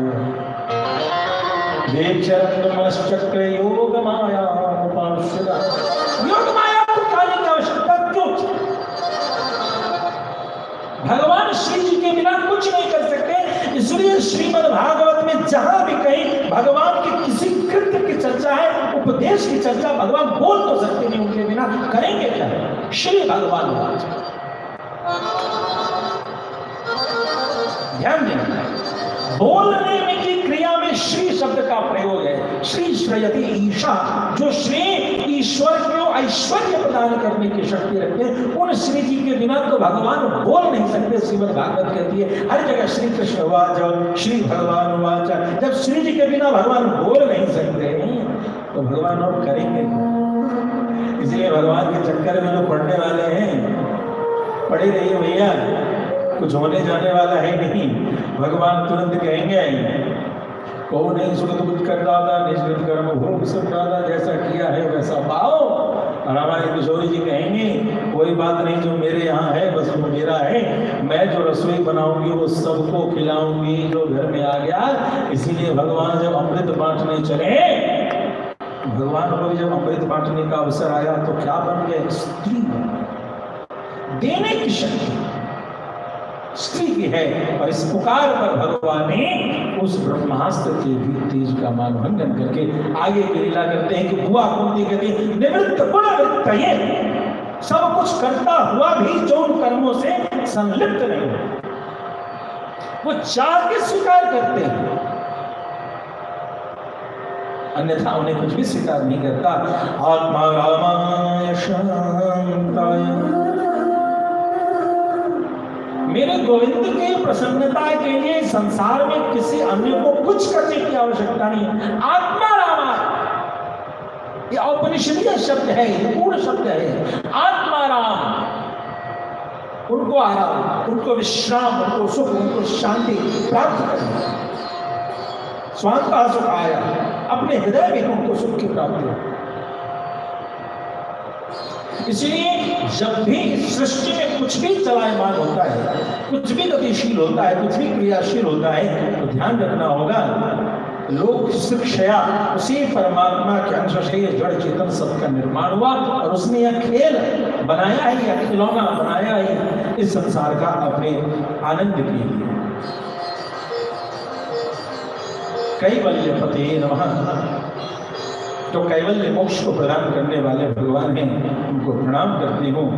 बुआ कहती है, भतीजे मैं सुनती हूँ तू सबको उसकी मन की बात सुन के देता है, मुझे भी दे दे। बुआ बोला अच्छा, अपनी झोली फैला दी। बेटा इस झोली में दुखों का अंबार, अभी तक तो दुनिया में सब कुछ मांगने वाले लोग मिले कन्हैया को, लेकिन दुख मांगना हुआ क्या करती? अरे कन्हैया तू बड़ा चलिया, तू ऐसे दिखाई नहीं देता राज रंग रास रंग में, जब जीवन में विपदा आती है तभी तू दिखाई देता है।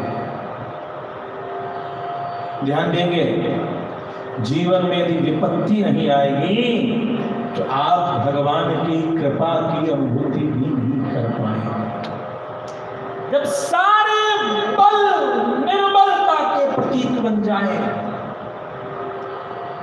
सारी संपदा विपदा का रूप धारण कर ले, जब कोई मार्ग न बचे, बौद्धिक शक्ति, आर्थिक शक्ति, सामाजिक शक्ति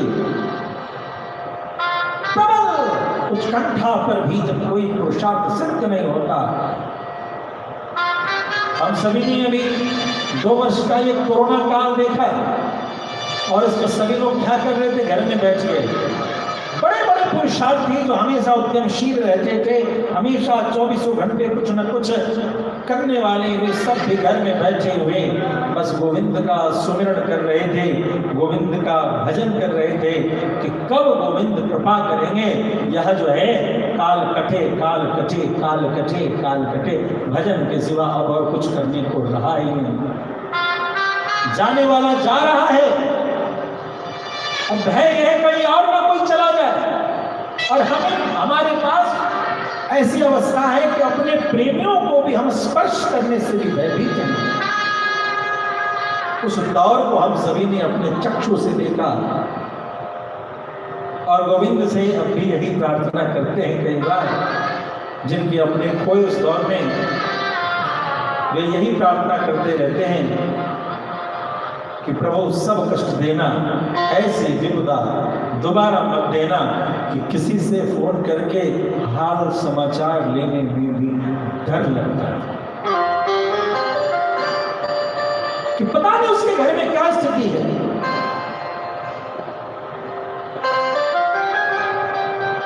तो प्यारे का सागर है,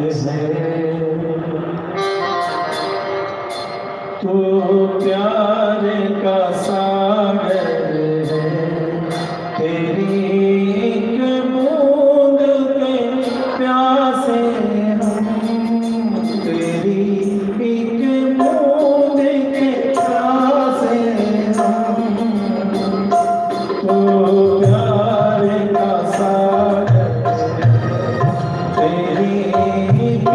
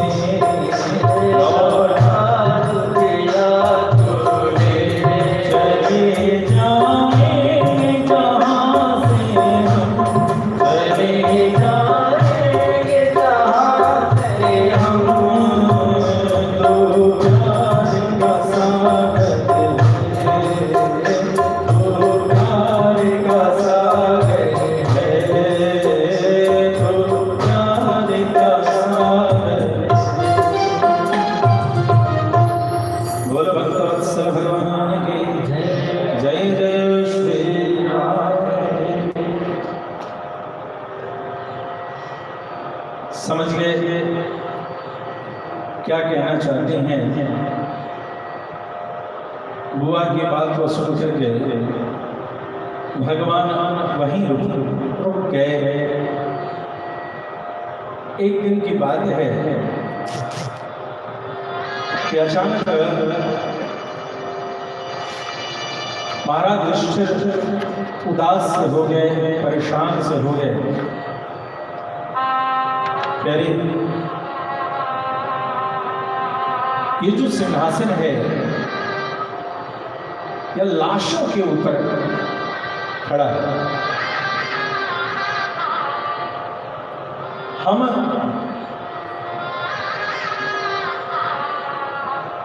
जब किसी ऑफिस में होते हैं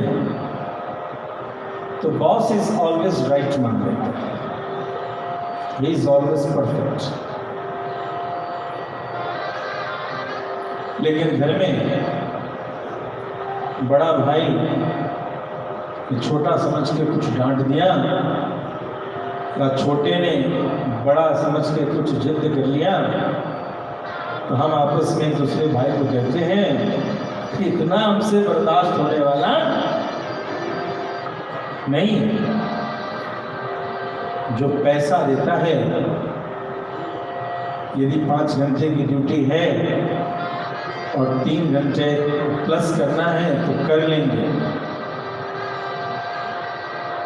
जो कॉमर्स के फील्ड में हैं उनसे 25 मार्च से 10 अप्रैल तक बात करो तो शायद चाय भी पीता है कि नहीं पीता कोई भरोसा नहीं है।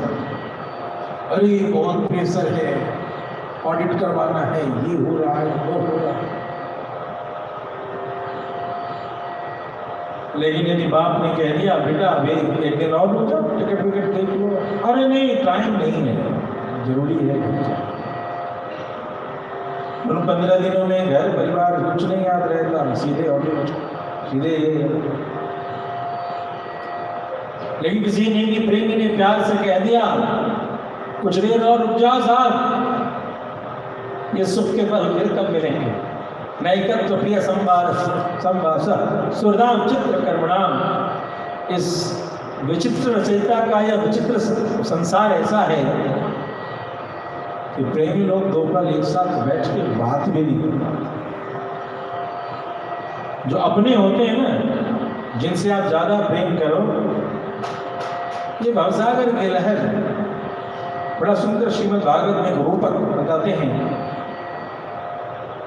कि एक लहर आती है, 2 बालू के कण को एक साथ इकट्ठा करती है, और दूसरी लहर आती है, उस विशाल समुद्र में उन 2 बालू के कण को न जाने कहाँ ले जाए। वो बालू के कण पता नहीं कब मिलेंगे न मिलेंगे, कोई भरोसा नहीं। कभी कभी दुर्लभ संयोग होता है कि एक सीप मुंह खोले हो और उसमें 2, 4, 5 बालू के कण गिर जाएं, और उसी समय स्वाति नक्षत्र का वो अमृत बूंद गिर जाए और वो कुछ बालू के कण मिल गए और अद्भुत चमत्कार देखने को मिला। वो मिले प्रभु की कृपा के रस, स्वाति नक्षत्र का रस ऐसा हुआ। स्वाति नक्षत्र क्या है? भगवती लक्ष्मी की उपासना का नक्षत्र। श्री जी की कृपा का रस ऐसा मिला कि सारे बालू आपस में चिपक गए, सीप के गर्भ में रहने लगे। वही सीप किसी मछुआरे को मिला, सीप को खोला गया तो उसमें कुछ नहीं है साहब, ये वही बालू है, मिट्टी है जो दिन भर झाड़ते रहते हैं, और उसी बालू मिट्टी का बना हुआ मोती आपका श्रृंगार। श्री जी की कृपा से ही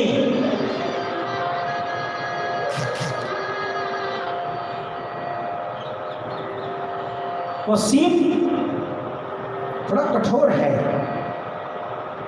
यम नियम है, अनुशासन है, धर्म और शास्त्र की बातें हैं, उसके बीच में श्री जी के रस से युक्त जब कुछ ये बालू के कण जब भगवान के भक्त एक साथ बैठते हैं तो एक सुंदर मोती, एक सुंदर लीला का समायोजन होता है।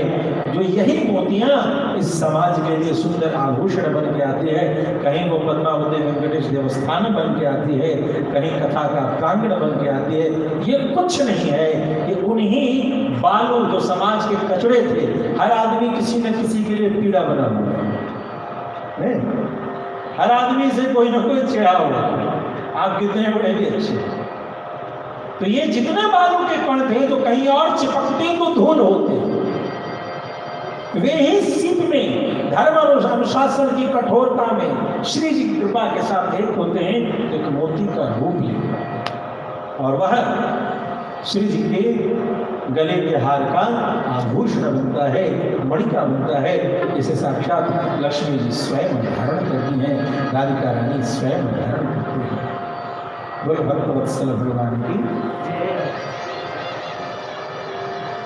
युधिष्ठिर बड़े चिंतित हैं, लाशों के शव के ऊपर बैठा, अपनों का वध हुआ है। क्या मैं ये चाहता था? क्या इन सुख के लिए अपने भाइयों का वध होना आवश्यक था? हमने कितना प्रयास किया कि सारे भाई एक साथ रहे, लेकिन मेरी नीति पर शंका था। क्या मुझमें लोभ था, या मैं धर्म के रास्ते सबको ले चलना चाहता था? मेरा दोष क्या है केशव? ये सिंहासन मुझे शव के ऊपर नजर आता, वो भी अपनों के। गोविंद, मन बड़ा उदास है। यथा पंकेन पंकांभ सूर्यावा सुराकृतम भूत हत्यां ते वैको न यज्ञ नाष्ट में। लोग कहते हैं कई प्रकार के राजसिक यज्ञ करो, तामसिक यज्ञ करो, उससे पापों का शमन होगा। बड़ा सुंदर धर्मराज ने उपदेश दिया कि भला बताओ, कहीं कीचड़ लगा हो और कीचड़ से कीचड़ को धोने चले, धुलेगा? भला कीचड़ से कीचड़ नहीं साफ होता? भला किसी पात्र में मदिरा गिर गई हो और उसको फिर मदिरा से धो दिया जाए, झूठी मदिरा, और फिर उसको मदिरा से बोतल से निकाल के धो दिया जाए, तो क्या वो पात्र पवित्र हो जाएगा? आपने जल पिया और उस पात्र को जल से धो लिया, खंगा लिया, तो पवित्र हो गया। लेकिन मदिरा के पात्र को मदिरा से धोए और अमनिया मदिरा से, तो क्या वो पवित्र हो जाएगा? नहीं हो।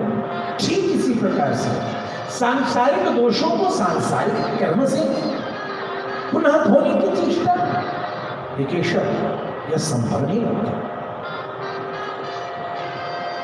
अब भगवान उनको समझाना चाहते हैं, मगर उन्हें कुछ समझ नहीं आता। तो कहा, महाराज, सूर्य उत्तरायण की ओर कुरुक्षेत्र में पितामह भीष्म लेटे,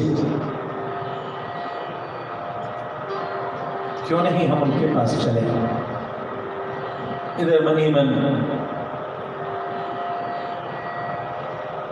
भीष्म पितामह स्मरण कर रहे थे कि काश ऐसा अवसर होता कि गोविंद का दर्शन होता। भगवान ने वो मानसिक प्रेरणा सुन ली और चले।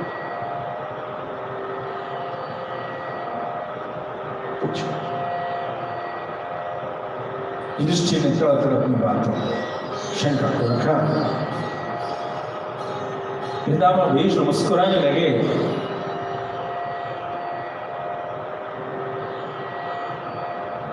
भगवान द्वारिकानाथ की ओर देखने लगे। उनका प्रभु, इसकी शंका का निराकरण आपने नहीं किया, नहीं हो पाया। महाभारत के संग्राम में एक दूसरे को वध करने के लिए प्रस्तुत प्रत्येक योद्धा,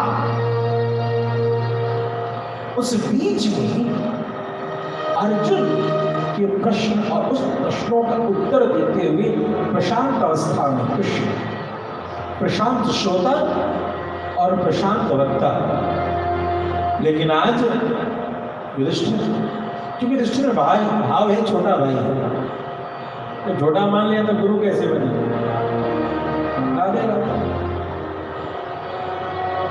सारा उपदेश दान धर्मान, राज धर्मान, मोक्ष धर्मान, विशेष धर्म, स्त्री धर्मान, भगवत धर्मान, समास व्यास योगतः। समास और व्यास योगतः, समास का मतलब संक्षेप में, व्यास का मतलब विस्तार में। दोनों तरीके से अलग अलग धर्मों का उपदेश दिया। भगवान की ओर देखे और देख करके पितामह प्रार्थना करते हैं कि प्रभु आप जब यहाँ पधारे हैं तो आपकी कृपा करो। सदेव देवो भगवान प्रतीक्षतम् कलेवरं यावदिदं हिनोम्य। क्या बात है। कहाँ तो गोविंद के दरबार में कहा जाता कि तुम थोड़ी देर प्रतीक्षा कर लो, और कहा यहाँ आज भक्त कह रहे हैं भगवान स्वदेव देवो भगवान प्रतीक्षतम्। हे गोविंद, आप जो है क्या करो, थोड़ी ज्यादा देर प्रतीक्षा करो, wait and watch. Wait and watch नहीं का, wait and let me watch. कलेवरं यावदिदं हिनोम्य। यह पितामह भीष्म की गाथा है।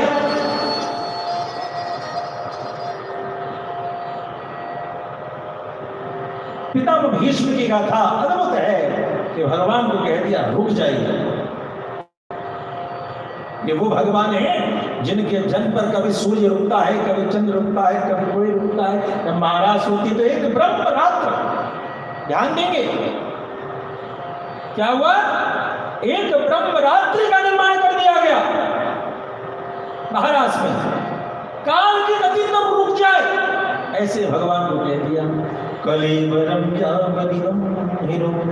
जब तक इस शरीर को हिनोमि अहम, कोई एक ऐसा जो अपना नाश खुद करने को प्रस्तुत है, ऐसा एकमात्र परम योद्धा पितामह भीष्म। हिनोमि अहम, मैं अपने शरीर का नाश करूं। अद्भुत है। कौन अपना नाश करता है? चाहे तो पितामह रुक सकते थे, लेकिन ऐसा दुर्लभ योग कैसे मिलता? भगवान सामने प्रसन्न हासारुलोचनोल्लसन मुखाम्बुजो ध्यान पतश्चतुर्भुजः। अच्छा, भगवान को अपने भक्त की तनिक मात्र पीड़ भी बर्दाश्त नहीं होती, स्वीकार नहीं। लेकिन भगवान की भक्ति के उपदेश करने वाले लोग कहते हैं सारे कष्टों को स्वीकार करते हुए भगवान का भजन करो, है ना। जीव को सारे दुख सुख को बर्दाश्त स्वीकार करते हुए भगवत धर्म के पथ पर चलते रहना चाहिए। धर्म आगे न प्रचलन धीराः, धीर जो है, गंभीर जो है, वो धर्म मार्ग से नहीं हटते। लेकिन आज स्थिति क्या है? सामने पितामह भीष्म है, हजारों बाण उनके शरीर में लगे हुए, और उनके शरीर में लगे हुए बाणों से शरीर से खून की धारा टप टप टप करके चूर। भगवान को कह रहे मेरी ओर देखिए, क्यों ये बाण किसने दिया है? बोल भक्तवत्सल भगवान ने भी, ये बाण किसने चलाया है? अर्जुन ने। चलवाया किसने? देखो अपने कर्म को देखो। भगवान देखने लगे, भगवान का चेहरा गंभीर होने लगा। ना प्रसन्न हासारुलोचन, प्रसन्न हो जाओ। सस्मित मुखाम्बुजे, ना तुम सदैव मुस्कुराते रहते हो।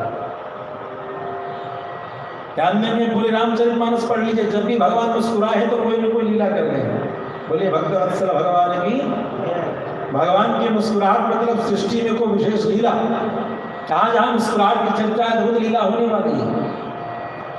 जिसके चेहरे की मुस्कान कभी गई नहीं, ऐसे भगवान आज गंभीर क्यों नहीं? प्रसन्न हास, प्रसन्न हास, जैसे कोई ठहाका मार के हंसता हो, अरुण लोचन रसन, आंखों में वो खुशी दिखे।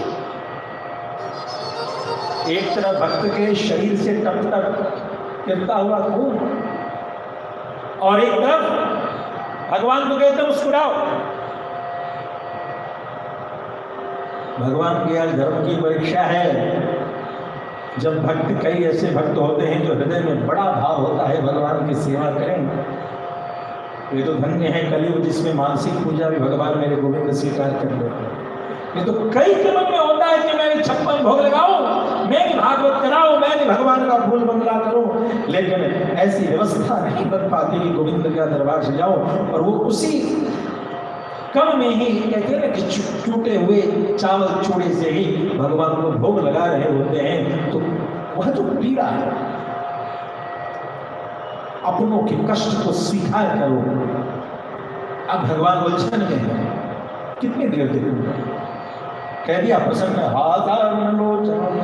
भगवान लीला रहे, मुस्कुराने लगे, गदगद हो गए।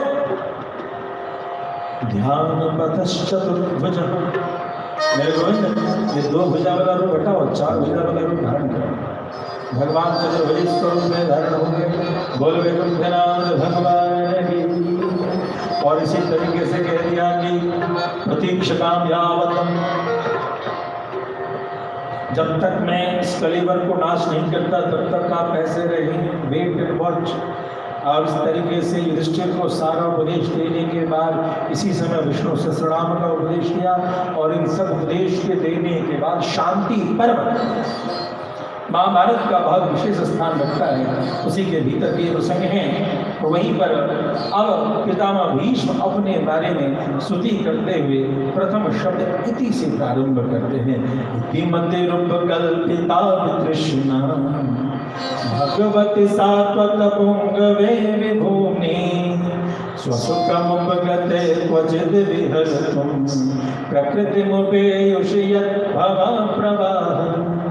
इति मति उपकल्पिता कृष्णा, पितामह भीष्म कहते हैं कि मेरे मन की अंतिम पुष्पांजलि को आप स्वीकार करो।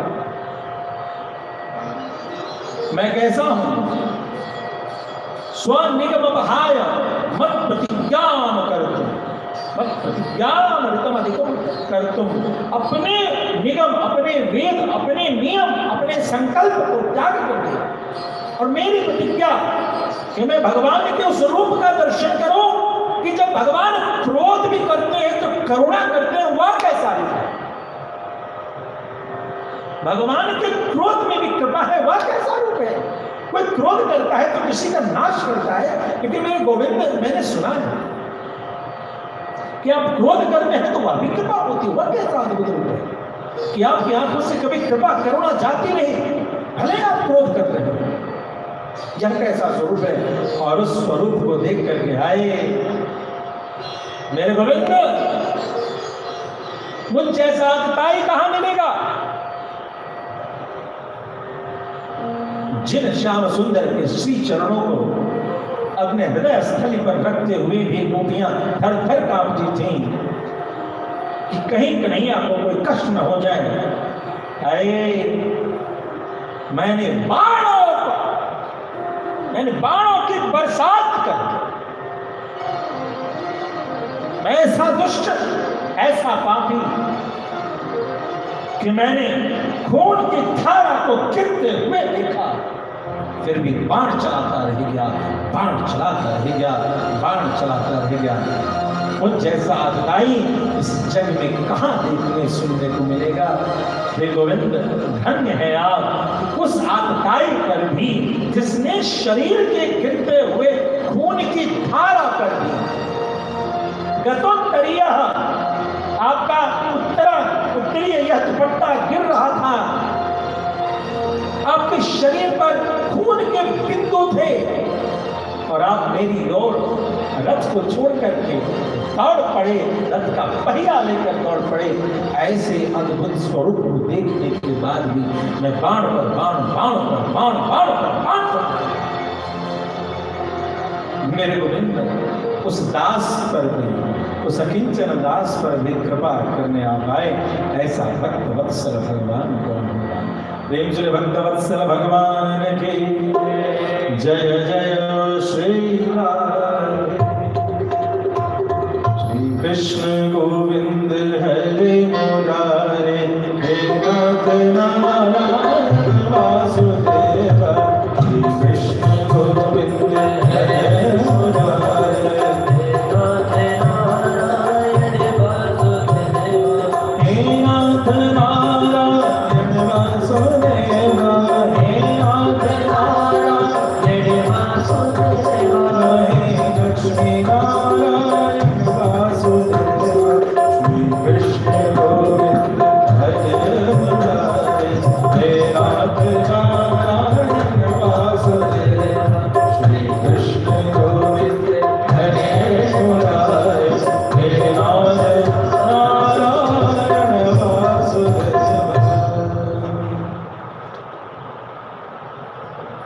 इसके पश्चात भगवान श्याम सुंदर द्वारिका नगरी लौटते हैं। वहां उनका भव्य दिव्य स्वागत होता है।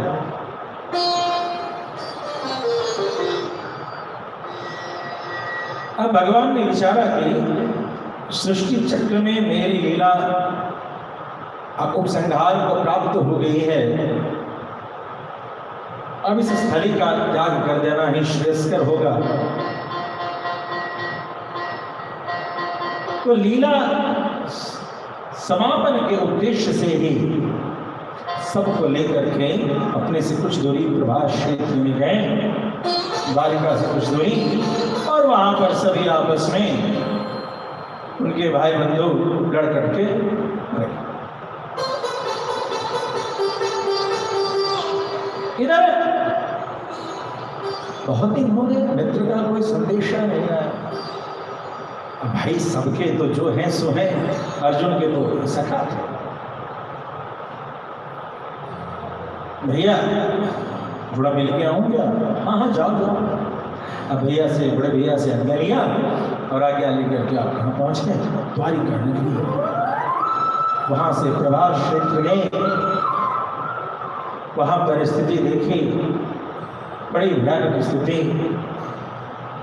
यह दुख का समाचार लेकर के अर्जुन लौटते हैं।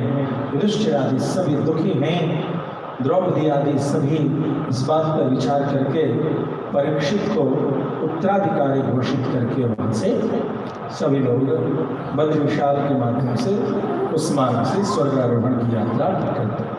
बोल भक्तवत्सल भगवान की। अब इधर राजा परीक्षित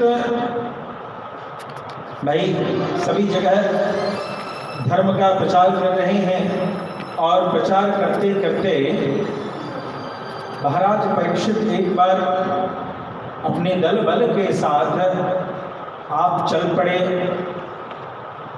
शिकार करने, मृगया करने।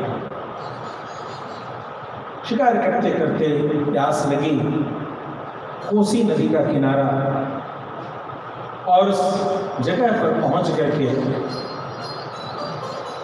जल की खोज की। तो एक आश्रम था, महात्मा जी ध्यान समाधि में। महाराज जल की व्यवस्था है क्या? महाराज तो भैया भजन में बहुत वेग आया। राजा ने देखा, ये लगता है ये महाराज जो है जुट्ठे आंख बंद करके ध्यान कर रहे हैं, तो मरा हुआ सांप इनके गले में लटका दिया। बंदस में चल पड़े। यह सूचना एक बटुक ने देखा, उसने जाकर के ऋषि पुत्र से कहा कि देखो तुम्हारे पिता का इस प्रकार से राजा ने अपमान किया है। इत्युक्त्वा रोषितां राक्षो, अपमान नहीं स्वीकार कर सके वो बटुक। ताम्राक्ष आंखें लाल हो गई, वैसां ऋषि बालकः कौशिक्यामुपस्पृश्य वाग्वज्रं विससर्जः। कौशिकी नदी से जल लिया। जिस मूर्ख राजा ने, जिस अभिमानी राजा ने ऐसा किया है, 7वें दिन उसे तक्षक ही दंश करेंगे। यह सूचना मिल गई। अब यह सूचना जो मिली महाराज परीक्षित को है, तो जैसे शरीर से कोई मल लग जाए और उस मल को कोई गंदे को लोग चुटकी से, झटके से हटा देते हैं, ठीक उसी प्रकार से संपूर्ण राज्य वैभव का उन्होंने त्याग कर दिया। और त्याग करके पहुंच गया गंगा जी के किनारे।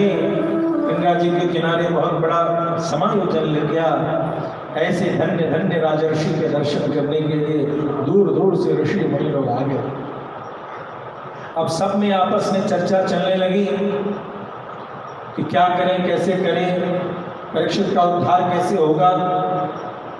धर्म पर विवेचना चर्चा चलने चलते चलते कुछ ही देर बाद बगल के गांव से एक अवधूत वेशधारी, जिनके केश बड़े बड़े हैं, सांवला रंग है,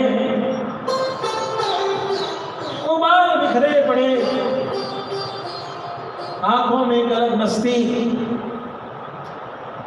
निष्काम भाव से देखने में द्वेष्ट वर्षम, 16 वर्ष की अवस्था अपने शरीर में छिपा करके वो चल रहे हैं। उनके साथ देवियां भी हैं, बच्चे भी हैं। अब बालपन को देख करके बच्चे भी आकर्षित होते हैं और देवियों के हृदय में वात्सल्यता जागता है। भीड़ है। उनकी बातों को सुनते सुनते हाँ माता जी, हाँ भैया, हाँ माता जी, हाँ भैया, हाँ माता जी, हाँ भैया अपना कर रहे हैं। हाँ जी करते रहिए, कीजिए अपना काम, आगे बढ़ते जा रहे हैं।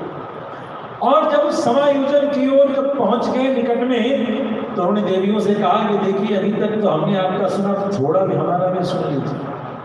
तो क्या थोड़ा सामने से तो हटिए, आगे सभा लगी है, मुझे उधर ही जाना है।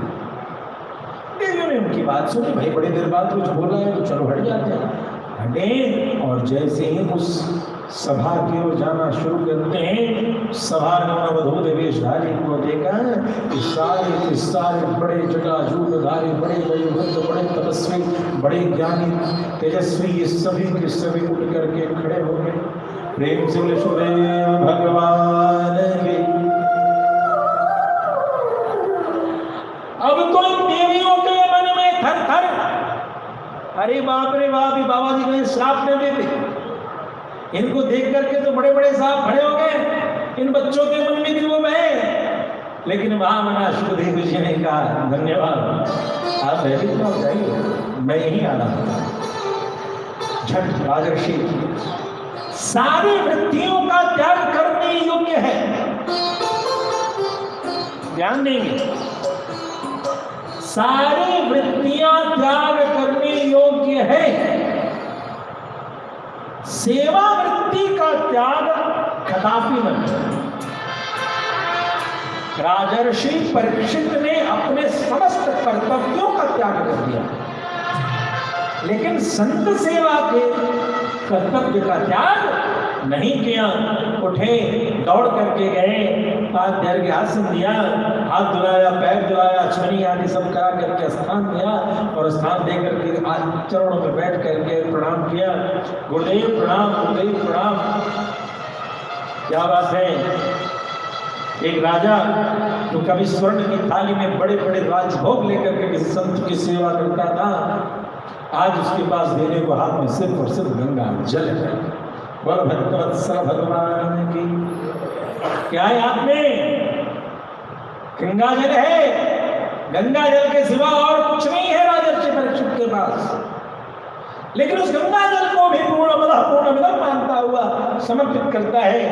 और धन्य धन्य सुखदेव, महामना सुखदेव जी कहते हैं राजर्षि सब ठीक तो है, गुरुदेव हमने सुना है आप तुरंत चले जाते हैं, इसलिए कोई और सांसारिक व्यवहार न करते हुए अतः पृच्छामि संसिद्धिं योगिनां परमं गुरुं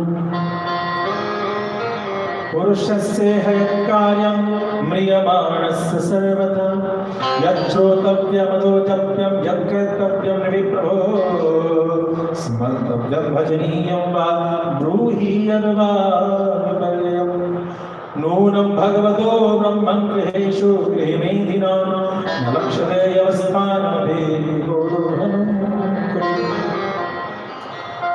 अतः पृच्छामि संसिद्धिं योगिनां परमं गुरुं। हे योगियों के परम गुरु, हम आपसे कुछ पूछना चाहते हैं। पुरुषस्य हयत्कार्यं म्रियमाणस्य सर्वथा, सर्वथा सभी प्रकार से मरने वाले पुरुष के लिए जो करने योग्य है वो बताइए। बोल भक्तवत्सल भगवान की। वो क्या सुने, क्या जप करे, आदि आदि प्रश्नों को पूछा। एक बार की बात है,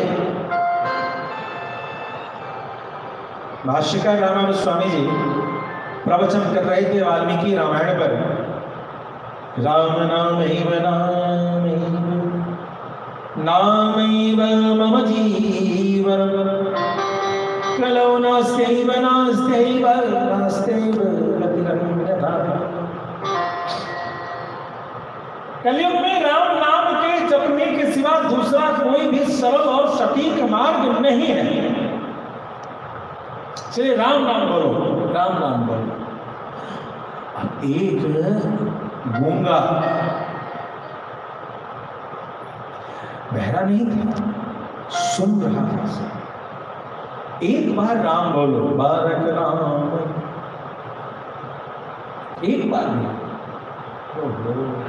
अब तो वो प्रसन्न सुन रहा है और रो रहा है। इस सबसे सरल और सटीक मार्ग क्या है? गोविंद का एक बार राम नाम बोलो। अब पूरी कथा सत्संग हो गई,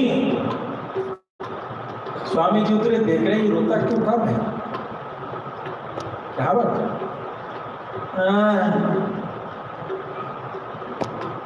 इशारा किया।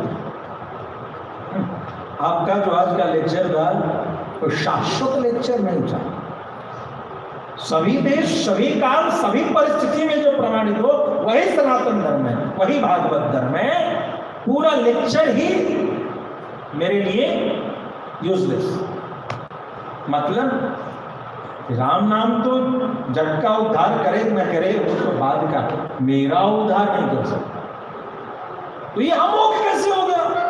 अमोघ मार्ग।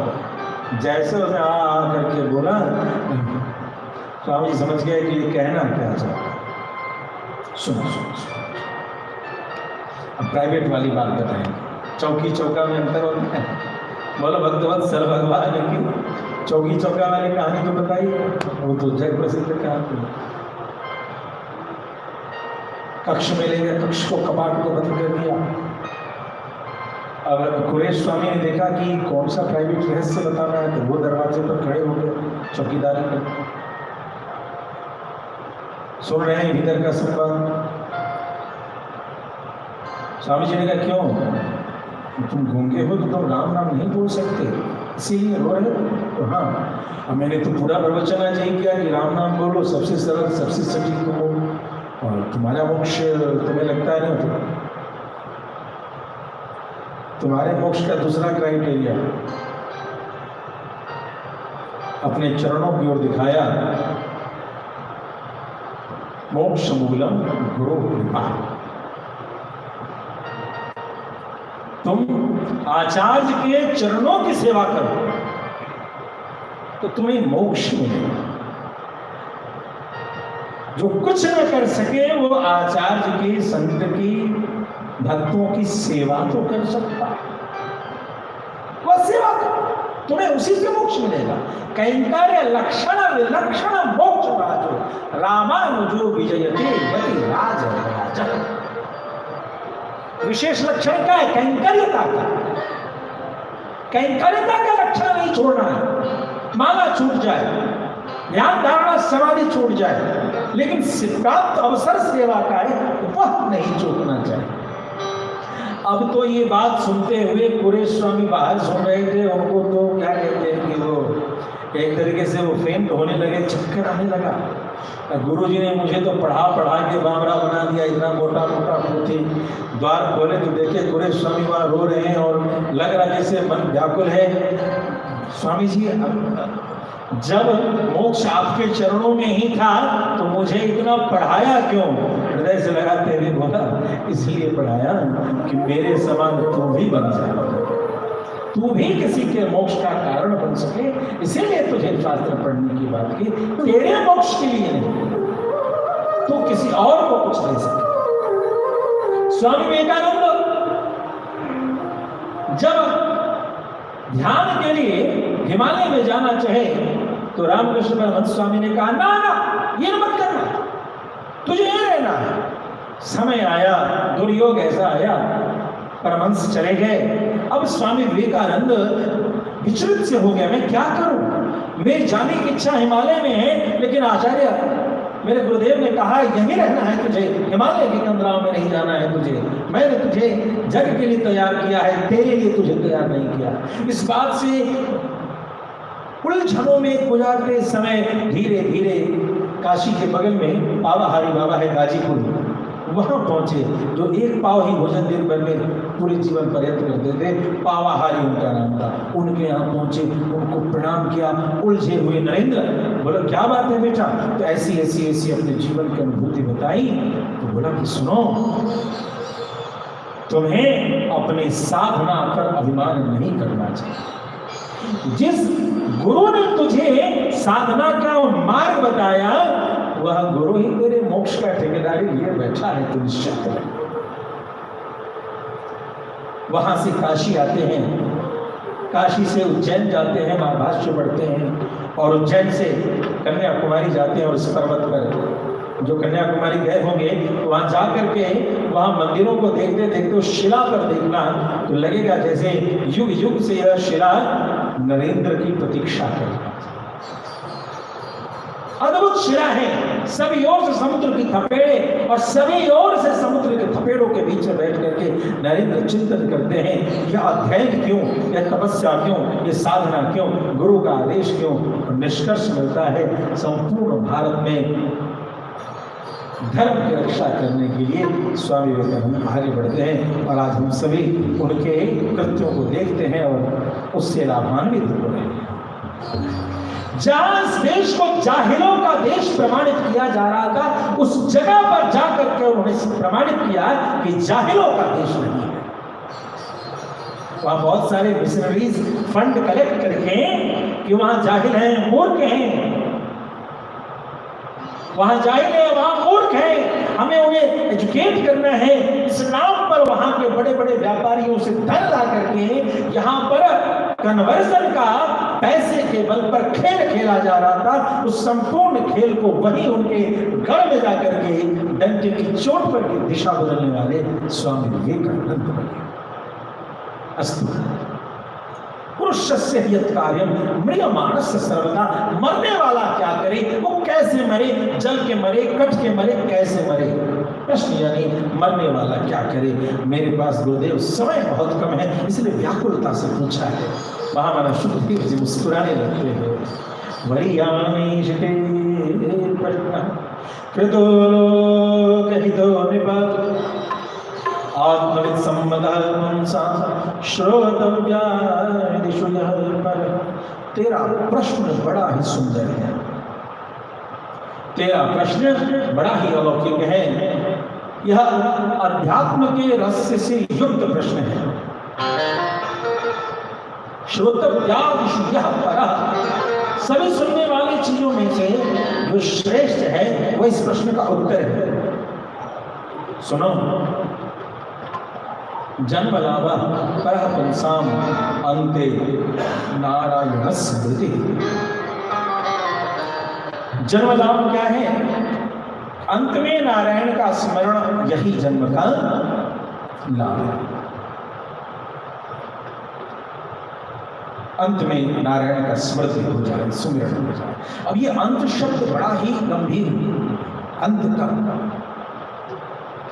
एक अंत कहता है अंतिम श्वास, जब मरे तब। लेकिन इस अंत के रहस्य को उद्घाटित करने के लिए गोस्वामी तुलसी बाबा ने लिखा स्वांतः। अंत का मतलब अंदर भी हुआ और अंत का मतलब अंतिम में हुआ। तो जन्म लाभा परा पुंसा, अंतिम का मतलब हुआ इसके भीतर और एक हुआ मरने समय। अब शंका पड़ी कि यह तो अंत शब्द है, इसका रहस्य क्या निकाला जाए। वो बहुत लोग मर जाने की परंपरा चली आ रही है, मरे तो वो शव को लिया और शव के कान में बोल रहे हैं राम नाम सत्य है, राम नाम सत्य है, क्योंकि अंते नारायण स्मृति, अंत में भगवान नाम स्मरण जो है वह मोक्ष करेगा। इस बात को आचार्यों ने देखा तो भगवान से झगड़ा कर बैठा, बोले ये बात चीज कृष्ण तुल्य पद पंकज पंजरम अद्यैव मे विशतु मानस राजहंस प्राण प्रयाण समये कभवाक पित्तैः कंठावरोधन विधौ स्मरणं कुतस्ते। देवी और सज्जनों, हम नित्य के जीवन में नाच रहे हो, झूम रहे हो, गा रहे हो और एक पैर में कंकड़ कर जाए तो नाचना बंद हो जाता है। नहीं, हर किसी कोई घर में आपदा आ जाए तो भजन बंद हो जाता है और अंतिम काल में जब कपवात पित्तैः कंठावरोधन विधौ, कपवात पित्त तीनों का प्रबल वेग चल पड़े। एक कफ खांसी आ जाए तो राम बोला के खांसी आए तो मां बोला तो उसके बाद राम बोलने में एक बार खांसी आ जाए, रा के बाद छींक आ जाए तो मां बुलाएगा उसके बाद। एक कफ वाक जमहाई आ जाए, राम राम कही जे जमुहाए तिने न पाप कुंज समुहाए, राम लेकिन जब हमारे बीच में आ जाए तो मां बड़ी देर बाद बुलाएगा। डकार आ जाए, पित्त पित्त, ये छोटे छोटे रूप हैं कफवात पित्त के, छोटे इफेक्ट हैं, छोटे साइड इफेक्ट हैं। ये आ जाए तो रा इधर है गया, मां उधर गया, आ तो जाएगा थोड़ी देर बाद। जब कफ वात पित्त तीनों का करण एक साथ हो जाए, वात पित्त कंठावरोधन विधौ, कंठ को ब्लॉक कर दिया जाएगा, चेक कर दिया जाएगा।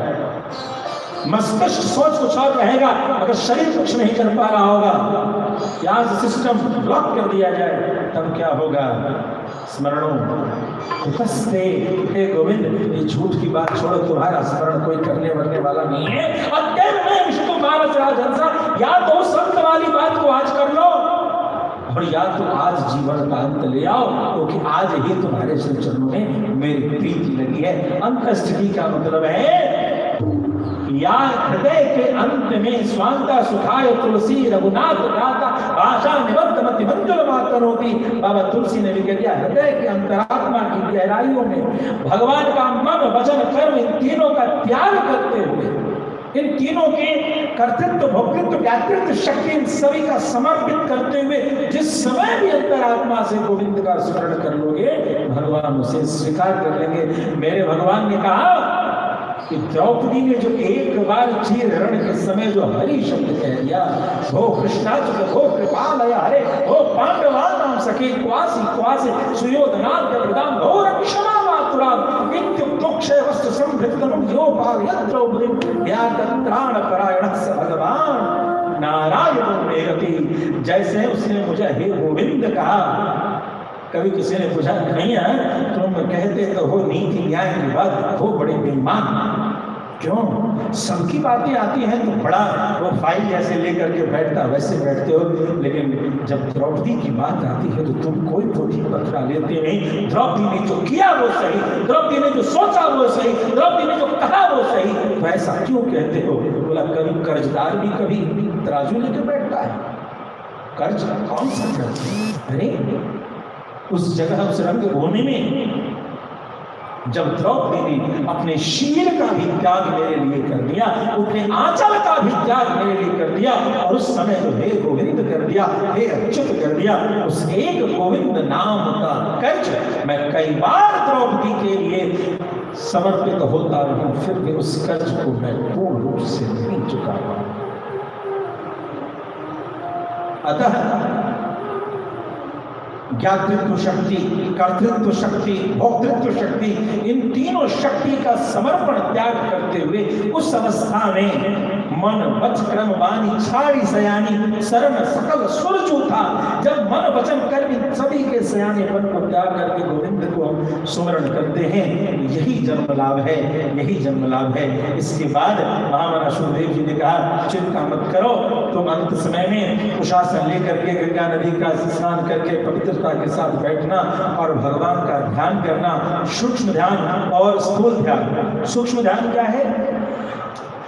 भगवान के शरीर में जो भगवान की विग्रह है, अर्चा अवतार है, उसी में संपूर्ण उसकी पूजा करने से संपूर्ण सृष्टि की पूजा को मान लेना। और स्थूल ध्यान क्या है? संपूर्ण सृष्टि में भगवान का अवयव मान करके संपूर्ण सृष्टि के रूप में भगवान का ध्यान कर लेना।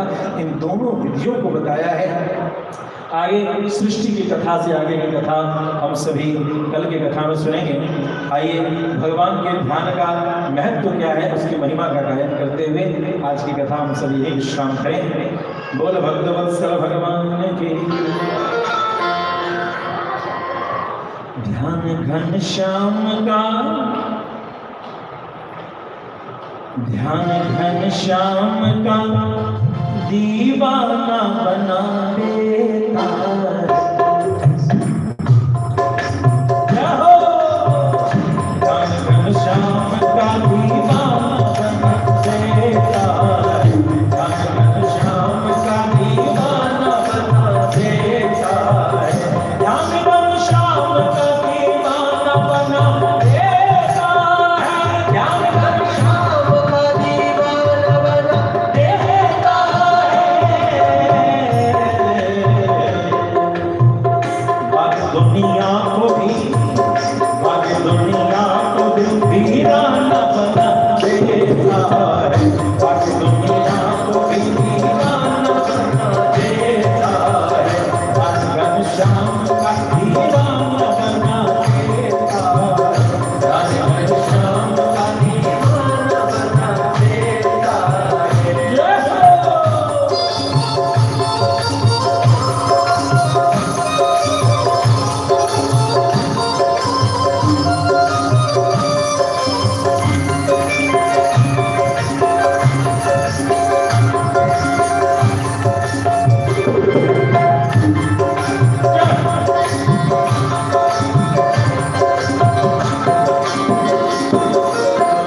बिहार सांवरे सरकार का मेरे दिल को, बिहार सांवरे मेरे दिल को, बिहार सांवरे सरकार का मेरे दिल को, बिहार सांवरे सरकार का मेरे दिल को, बिहार सांवरे सरकार का मेरे दिल को, बिहार सांवरे सरकार का मेरे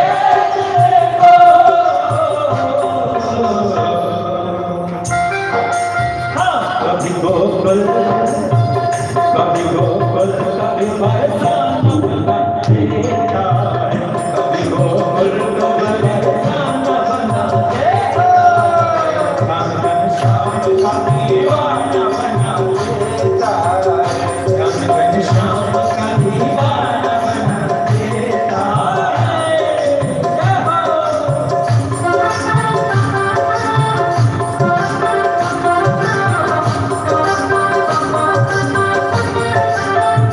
Yeah!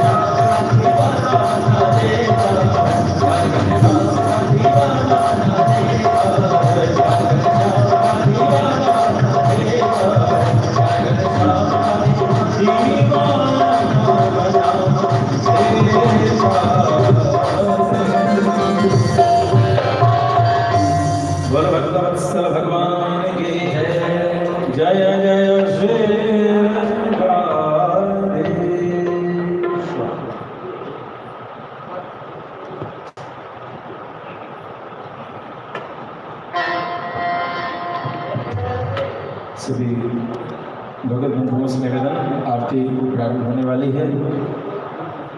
कल की कथा में हम सभी संपूर्ण जगत की सृष्टि रचना के उपक्रम को सुनने के पश्चात हम सभी उस कथा को सुनेंगे कि किस प्रकार से भगवान ने अनेक अनेक अवतार लेकर के इस सृष्टि में धर्म की स्थापना की।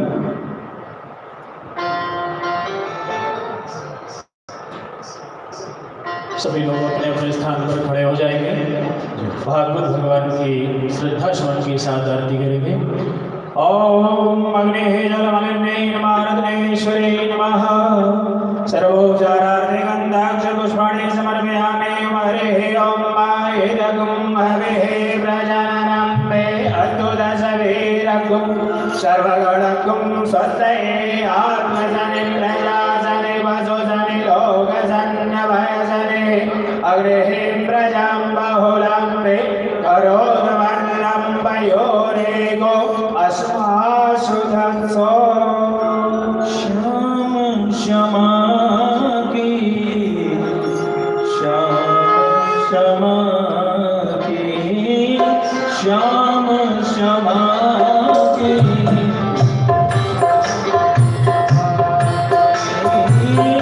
श्याम क्षमा की श्याम क्षमा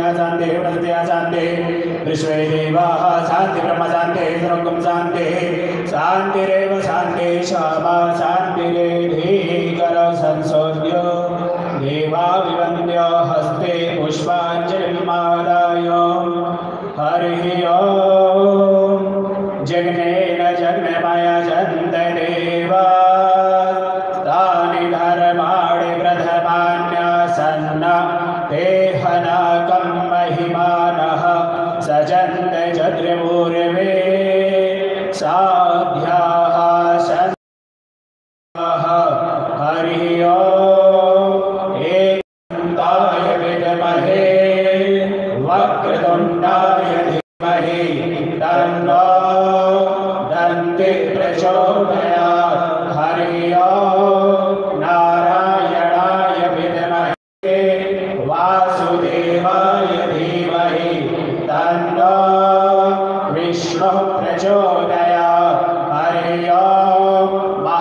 महालक्ष्मी च विद्महे विष्णुपत्न्यै च धीमहि तन्नो लक्ष्मी प्रचोदयात्। हरि ओम हंसाय विद्महे परमहंसाय धीमहि तन्नो श्रीसुखः प्रचोदयात्। सेवन्ते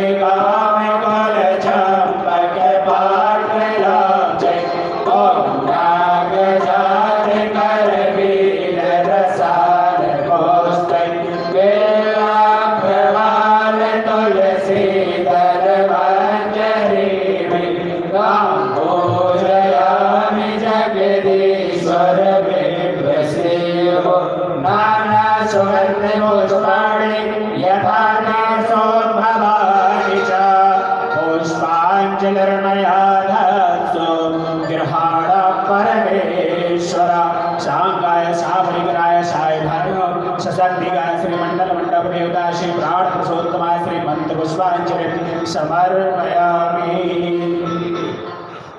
बोले भागवत भगवान की, श्री सुखदेव जी महाराज की, श्री लक्ष्मी नारायण भगवान की, श्री रंगनाथ भगवान की, श्री हनुमान जी महाराज की। जय जय श्री राधे, जय जय श्री राधे, जय जय श्री राधे। नमः पार्वती पतये, हर हर हर महादेव। आइए सभी लोग आरती प्रसाद लेकर के अपने अपने गंतव्य को प्रस्थान करेंगे। आइए हरिनाम संकीर्तन करते हुए सभी लोग बड़े भाव से सुन लो प्यारे नाथ तुम्हारे, ले लो हरि का नाम, जग से न्यारा सबसे प्यारा, ले लो हरि का नाम।